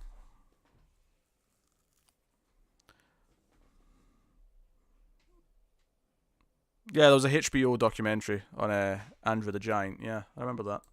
Or Andre the Giant, not Andre the Giant. If I speak properly.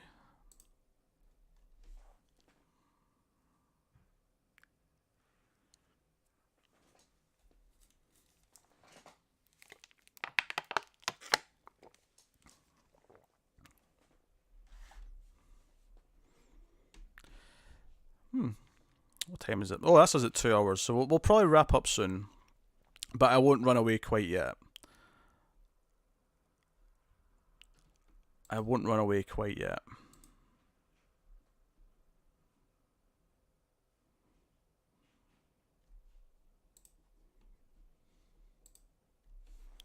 Oh, William, welcome to the stream. Just swooping in here at the end. Wolverine was your favourite character long before Hugh Jackman was involved. That's fair. That's fair. Yeah, I don't dislike Wolverine. Wolverine's a fun character. I do prefer Laura though, for comparing Wolverines directly. Yeah, a lot of Wolverine stuff. David, you can never get over images of 90s feral Wolverine. He's a feral dude. He's a feral dude. He is the best at what he does, and what he does isn't very nice. It's just oversaturation, I think, for a lot of people. And people feel that way about Batman. I love Batman. Batman's like my favorite comic property, but even I still think Batman's oversaturated.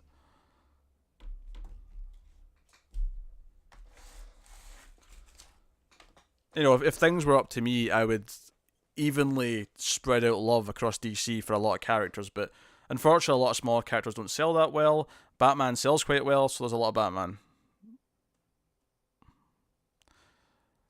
If Hugh Jackman wore that yellow spandex Wolverine outfit with the weird mask, but everything else was identical, I don't think people would have liked it as much.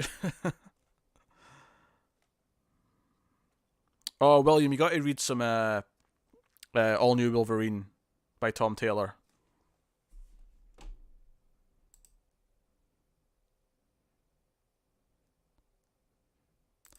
You gotta read some All New Wolverine by Tom Taylor. So good. And then X-23 by Tamaki.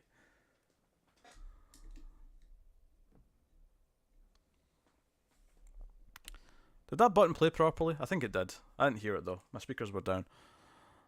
I had things turned low for some reason.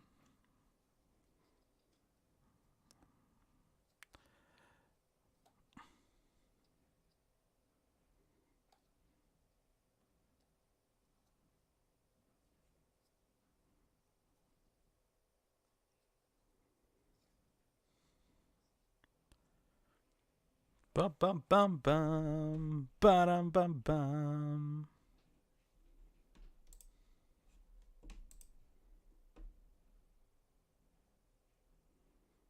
Oh, Theo's following me on Twitter. Thank you, Theo.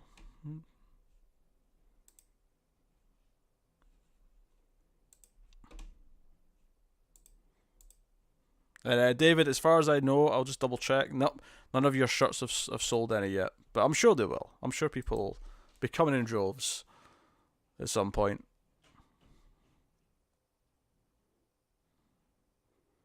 There's a 2-part Michael Jackson documentary coming in March, Leaving Neverland. I don't really have any investment in Michael Jackson, so probably not for me, but it's cool that there's a big documentary happening for people who care.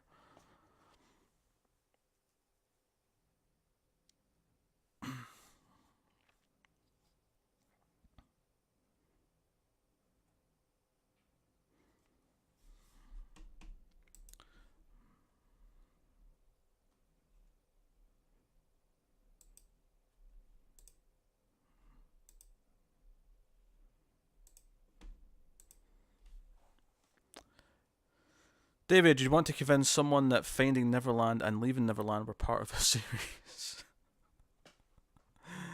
Oh. There has to be a middle one though called Living in Neverland.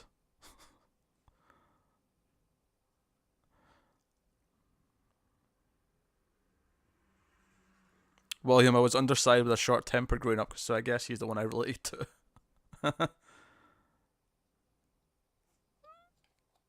You like Jackson's music, but he was a creep. Renegade. That's fair. There was something unsettling about him.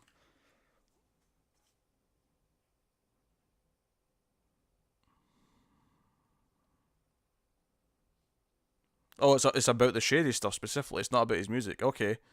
So it's a harder hitting documentary then, because that's going to be a very heavy subject then to deal with.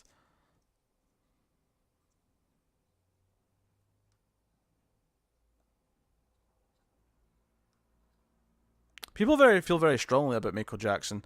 Some people are adamant he didn't do any of that thing. Some people obviously think he did.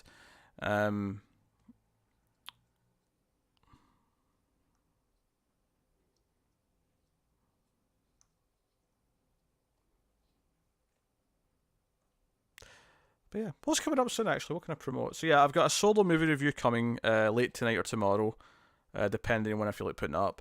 I'll probably do another one or two of those over the next few days because I have stuff to come.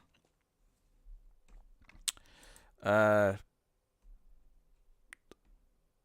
have stuff to watch before we get to Sunday, is what I meant to say. Which actually, I'll remind everyone, for any patrons or anyone who's thinking of becoming a patron, at the $1 tier, you've got until Sunday to submit your top 10 movies of 2018. And it'll be tallied up and included when we do our patrons kind of voted for top 10 movies of 2018 at the end of the awards. We're recording that on Sunday night, so Sunday is the cut-off for when it should be submitted. So if you're a patron and you've got a top 10 or you want to make a top 10 movies for 2018, make sure you submit that. Go to Patreon. Rude boy, I have a friend who's a comic book creator. I should try to have him send you guys a copy of one of them to review. I shall click on this link. Hello, what is this? Ravidactyl. Well, that is a name. That's certainly a name. I mean, that's a cool idea, Rude Boy. My only concern, I hate the idea of like telling someone who's like just getting into it or is, like not a huge name yet, they would review something for them. I hate the idea of like hating it. I hate the idea that because we've actually had several requests from like directors on Screams After Midnight to review their horror movies. Like, hey, we'll send you a link to a press screening stream, and we always look at the trailers that they always send us, and like every one of them has been really, really bad looking. Like worse than most of the things we've ever covered. And I feel weird saying, yeah, we'll review your movie. And then we tear it to shreds. Like, I feel weird doing that.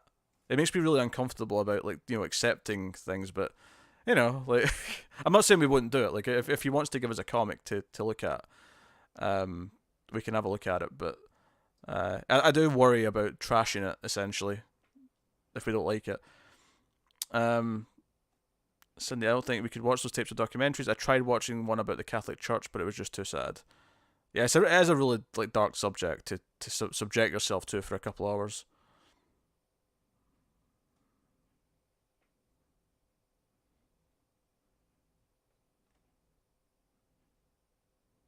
Wait, what did Prince do bad stuff? I don't remember Prince being accused of things, but maybe I'm just out of the loop on this.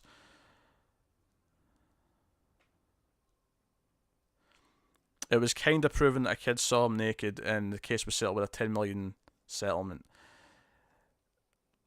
Yeah, I mean, what is there to say to that? Like that does sound guilt. That sounds like guilt.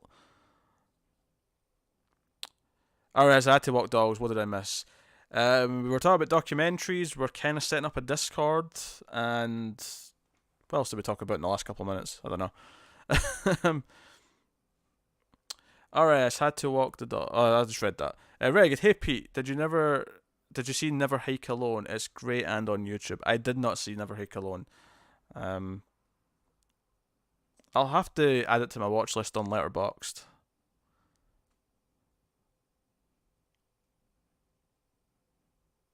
It's nice to hear there's a great free movie on YouTube, though, because they're typically not that good, which is why they're on YouTube. Born Now, Ars Hemsworth is playing Hulk Hogan, and we've been discussing favourite accents. Oh yes, the Hulk Hogan thing, and accents.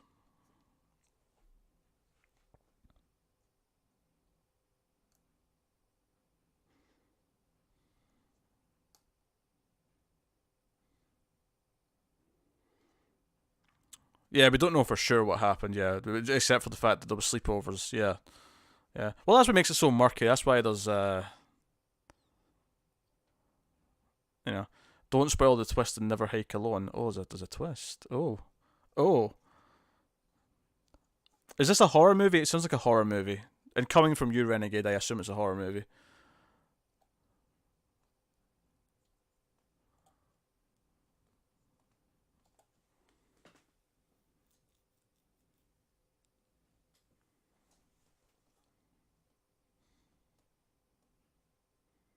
Prince, drugs and shady bitchy behaviour. He was very controlling. When he would find a singer, he would groom them, giving them a new name, look, and specific sound. They had to do it. Okay. And he slept with everyone. Okay, of course that was added on at the end.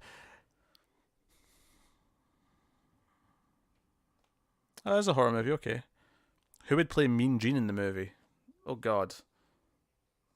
Who is Mean Gene esque? Who's kind of short and bald and has the voice? I don't know.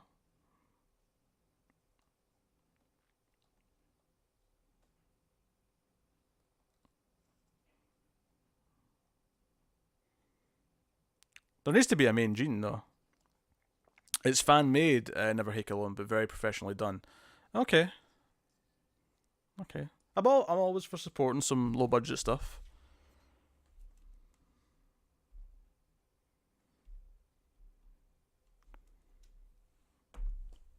Close that off.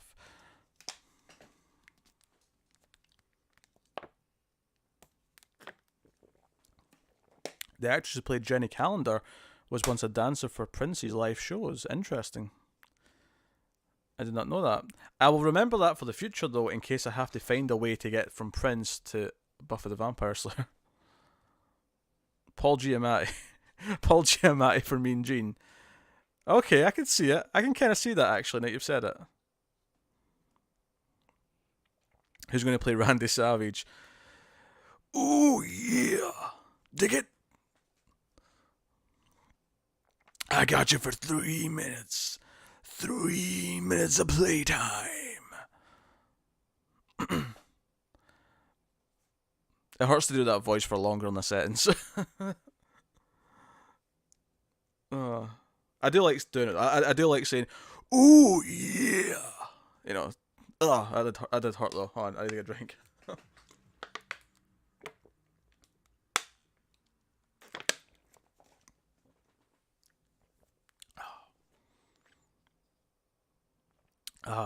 Dear. Yeah, anything else to tell you about coming up? So yeah, movie reviews, movie awards are recorded on Sunday, like I said. So patrons can get the top tens in. Um, I mean, everything else is normal. We're doing more Umbrella Academy, TV news. There won't be a movie news because we're doing the movie awards, and then Connor's on vacation for 5 days, so that's gone. That's going. Sting. Yeah, who could play Sting? I don't know.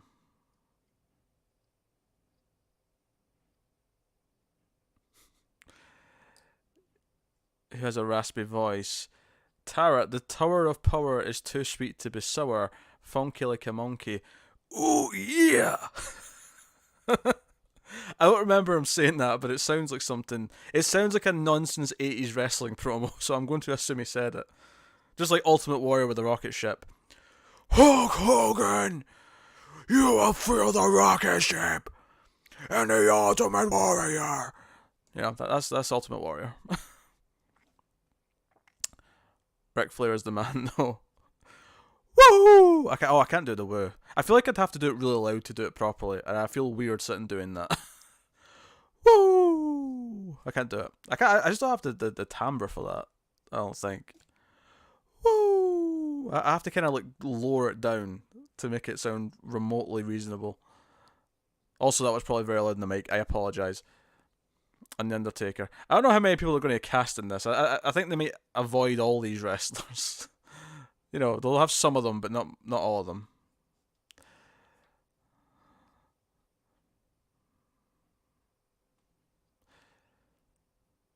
It's the intro to his song "Dig It," which is the only thing I know about wrestling. He had a song? I didn't know that. Oscar Isaac for Randy. That's not a terrible pick, to be honest. I could see that.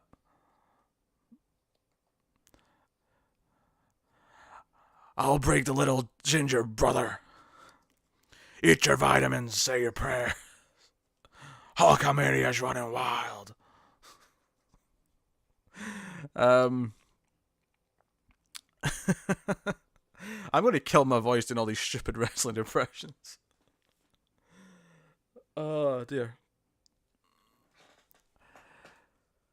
Oh. The video for it is so good. It is so good for Dig It. Yeah, he said dig it a lot. That's why it's called that, I assume. He would just like say dig it at the end of sentences, like constantly.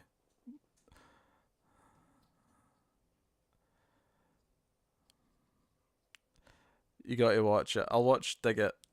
Did I put it on there? I've got audio muted. I can watch Dig It.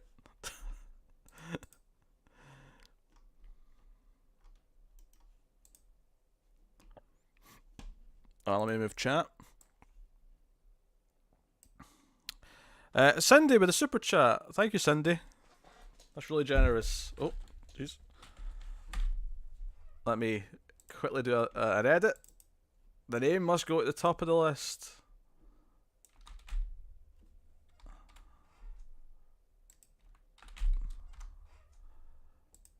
Thank you, Cindy. Just because I love these streams. That's really sweet. Dig It then. I need to watch Dig It. Dig It song. I'm getting lots of other things. Hold on.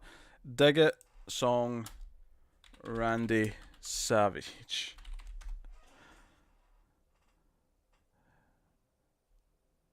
That's not a music video. What did he go by as his name when he was doing the song? Dig It music video.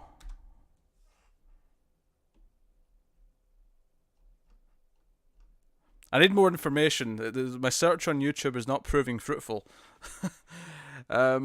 Sorry, he was able to change his voice for Apocalypse, and he had the look. He just needs a nice wig and some shades. Yeah, I can see Oscar Isaac as Randy Savage. I can see it. Alright, so having read George Perez's run and some late pre-crisis stuff, I've come to the conclusion that Wonder Woman has an underrated rogues gallery. I can believe that. I need to read that Perez stuff. I've got the first 2 books. Alright, I'll take Macho Man Dig It music video. This doesn't look like a music video, but I'll click on it and see what it is. Oh, it is!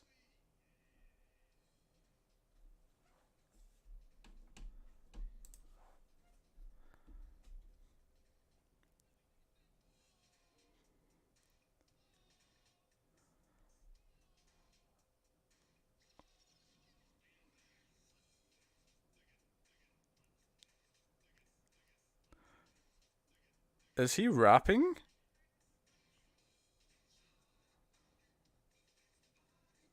What is this? How do you know about this, Tara? How is this the only thing you know about? This is so weird.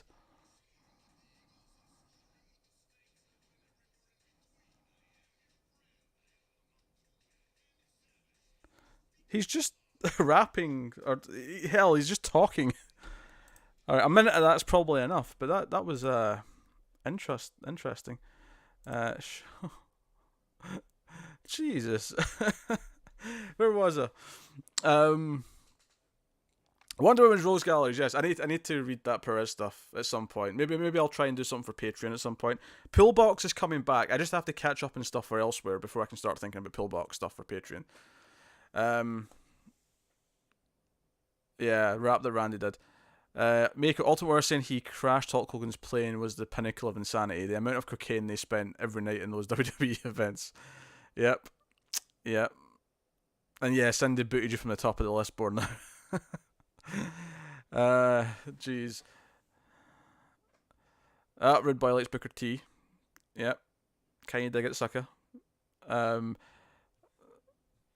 Jesus guys. You may have won the battle, but I'll win the next battle. Spoken like a true poet, born now. You've got a Booker T shirt. One of the 5-time ones. Now you have to see Dig It. You can name every wrestler in this video. I might be able to if I stopped and watched it slower again. There's probably some C-listers in there that I might not. Your friends loved Macho Man growing up, and they said, Tara, you need to watch this Macho Man rap. It's going to blow your mind. It's going to blow your mind. Oh dear. Bora, I think I've seen the Macho Man rap before. It's very funny. It was popular when we were kids. That's the only reason why I know these wrestling folks. They had commercial songs and TV shows. Yeah, there was cartoons and stuff back in like the 80s and 90s, in the early 90s. It was a weird time. I saw a lot of the older stuff because I was into it later on during the Attitude Era, but I never was actually. I was too young. I wasn't even alive for a lot of this stuff. Andy said it to Dwight. Oh, okay. Ah, okay. I get you. I get you. Firefly is whinging at the door. Hold on.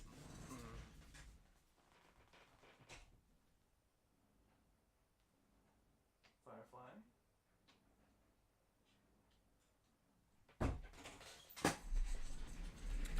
The one true ginger. And I suppose we have to have a cat cameo before we go. The cat in question. Firefly. Look at your adoring audience. Come on.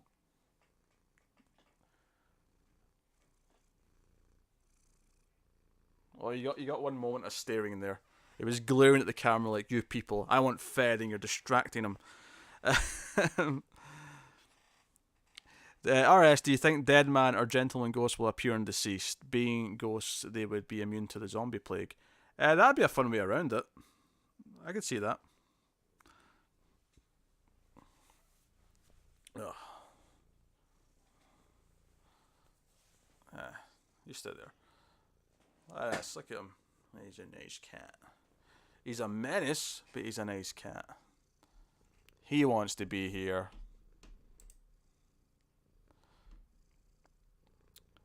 Did you ever see the promos where Booker T calls Hogan the N-word? I have seen that, yes. That's a funny clip because they always like showing that clip because it's like an iconic moment from Booker T, but they always have to cut right before he says that word because they're not going to air that word. So it always just he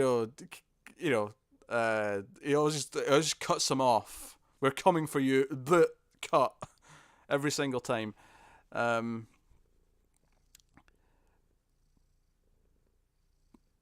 I've heard a lot of the Slam Jam LP. There's some dire songs on that, but funny too. The Bret Hart one is dire.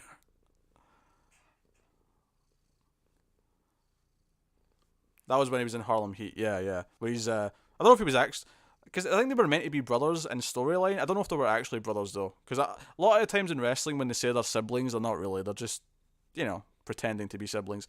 But that was him and Stevie Ray, if I recall my names correctly.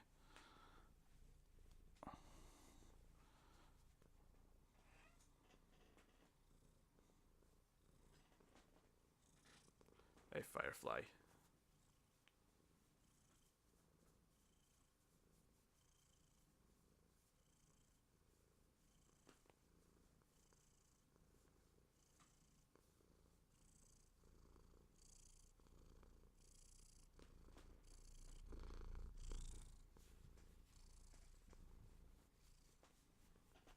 This has become a cat petting stream.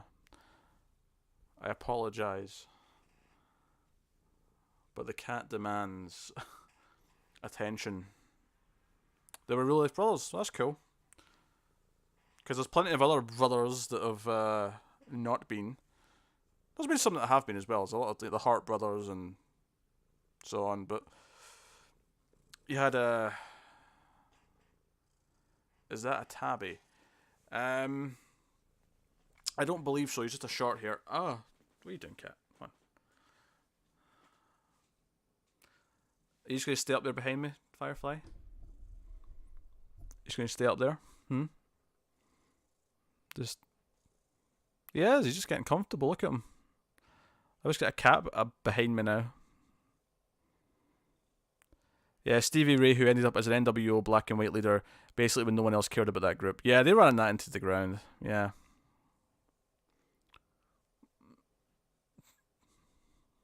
There was factions within it. It was a whole thing. Is it true that orange cats are almost always male? I don't know for sure, but now that you mention it, every ginger cat I've ever known has been male. So, I mean, Other cat streams have 500 plus viewers. It couldn't hurt. Yeah, I'd have to put cats in the title though, right? I'd have to put cats in the title and the tags, and make people come back for the cats.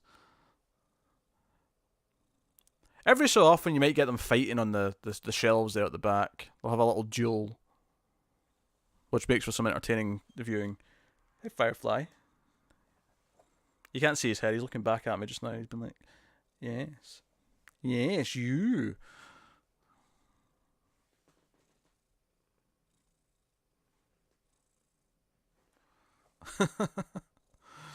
Silly cat. Oh, Buana's back. How are things, Buana?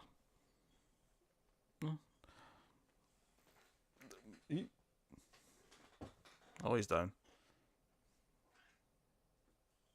What was that little angry meow?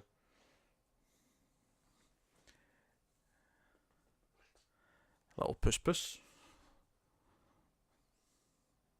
is a good cat. Firefly seems to adore me the most. He always jumps up when I'm sitting in my computer chair. The others do like me, but they do it in different places. Like, Wesker loves when I'm on the couch in the living room. Garrus is a bit of both. Garrus likes it when I'm on the computer chair, but when I'm like sitting back like this, when I'm sort of slouching, Buana will come up and lie in my chest here, and it's kind of adorable. Although he really gets in the way if you want to do anything. But it's so cozy that I kind of let him away with it unless I really have to like do something. But he'll try. He's a little chancer. He'll try it. He will try it. On Firefly, come up and say goodbye. Stream's about to end. Come up and say goodbye to the fine folk.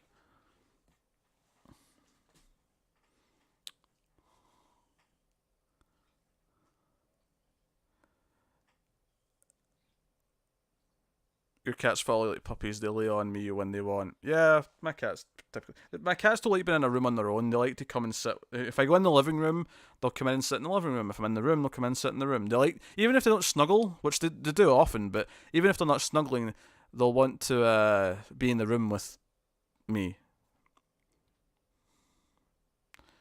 Firefly, come here. Oh. Right. One more Firefly cameo.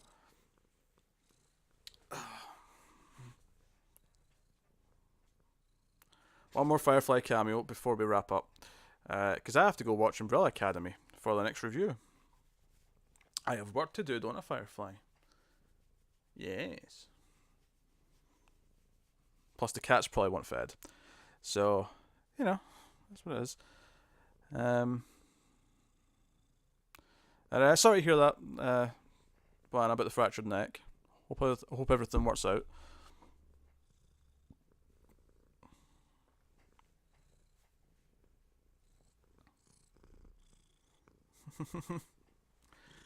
Hey, puss. Hmm?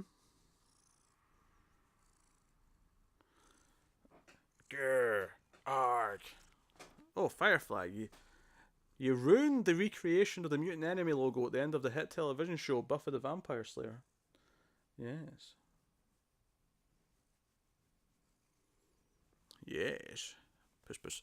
Alright, off you go, cat.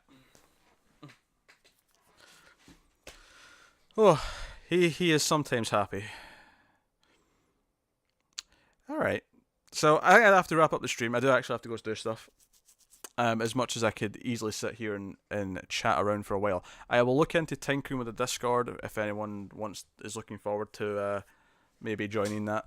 But that is the stream. So yeah, you know, patreon.com/Mild Fuzz TV. And thanks to Tara who became a patron today.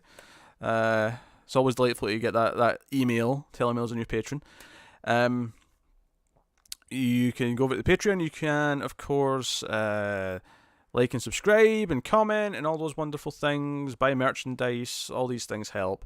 But mostly just show up and watch things and you know, comment. That's basically the main thingamajig. But that is you're gonna watch The Leftovers and check out your review. Have a good one. Oh, good. You should hopefully enjoy that. Will you be doing any games tonight? Oh, Tara's back. Tara's back when I'm leaving. Oh, Tara, I was just thanking you for becoming a patron on the stream, and you weren't even here to hear it. Oh, maybe you did because of the delay. The delay might have meant you heard it.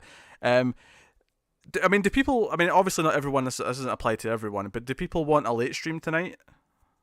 Because I don't mind doing one tonight. I wasn't planning on it necessarily, but I don't mind doing it because we haven't had one this week yet. Technically, we had that surprise one on Sunday. But oh, cat, what are you doing? Stop causing chaos, you feline monster. He's a monster. You would love more Jackbox. Okay. I will see how it's going. I do want to fit in some movie watching tonight though, so I might pop on for a couple hours for a late stream. Friday night? Nah, there's no Friday night stream happening. I can tell you that much. Nah, I'll pop on. For a late stream. And yeah, nah, because we're supposed to do a late stream. Well, we can do one tonight. I probably won't have many game streams this week though. If anyone who likes the gaming streams over on the other channel, because I'm catching up on movies this week. So we'll do the late stream tonight, and then the rest of the week will probably be stream free. And then next week I can probably stream more often though, and I can probably stream at different times next week. Because Monday to Friday next week, Connor is actually on vacation. So my recording schedule is actually very free. So I can actually stream it like, I don't know, like East Coast friendly times next week. So look forward to maybe at least some gaming streams perhaps at like earlier times, which I know will delight some people.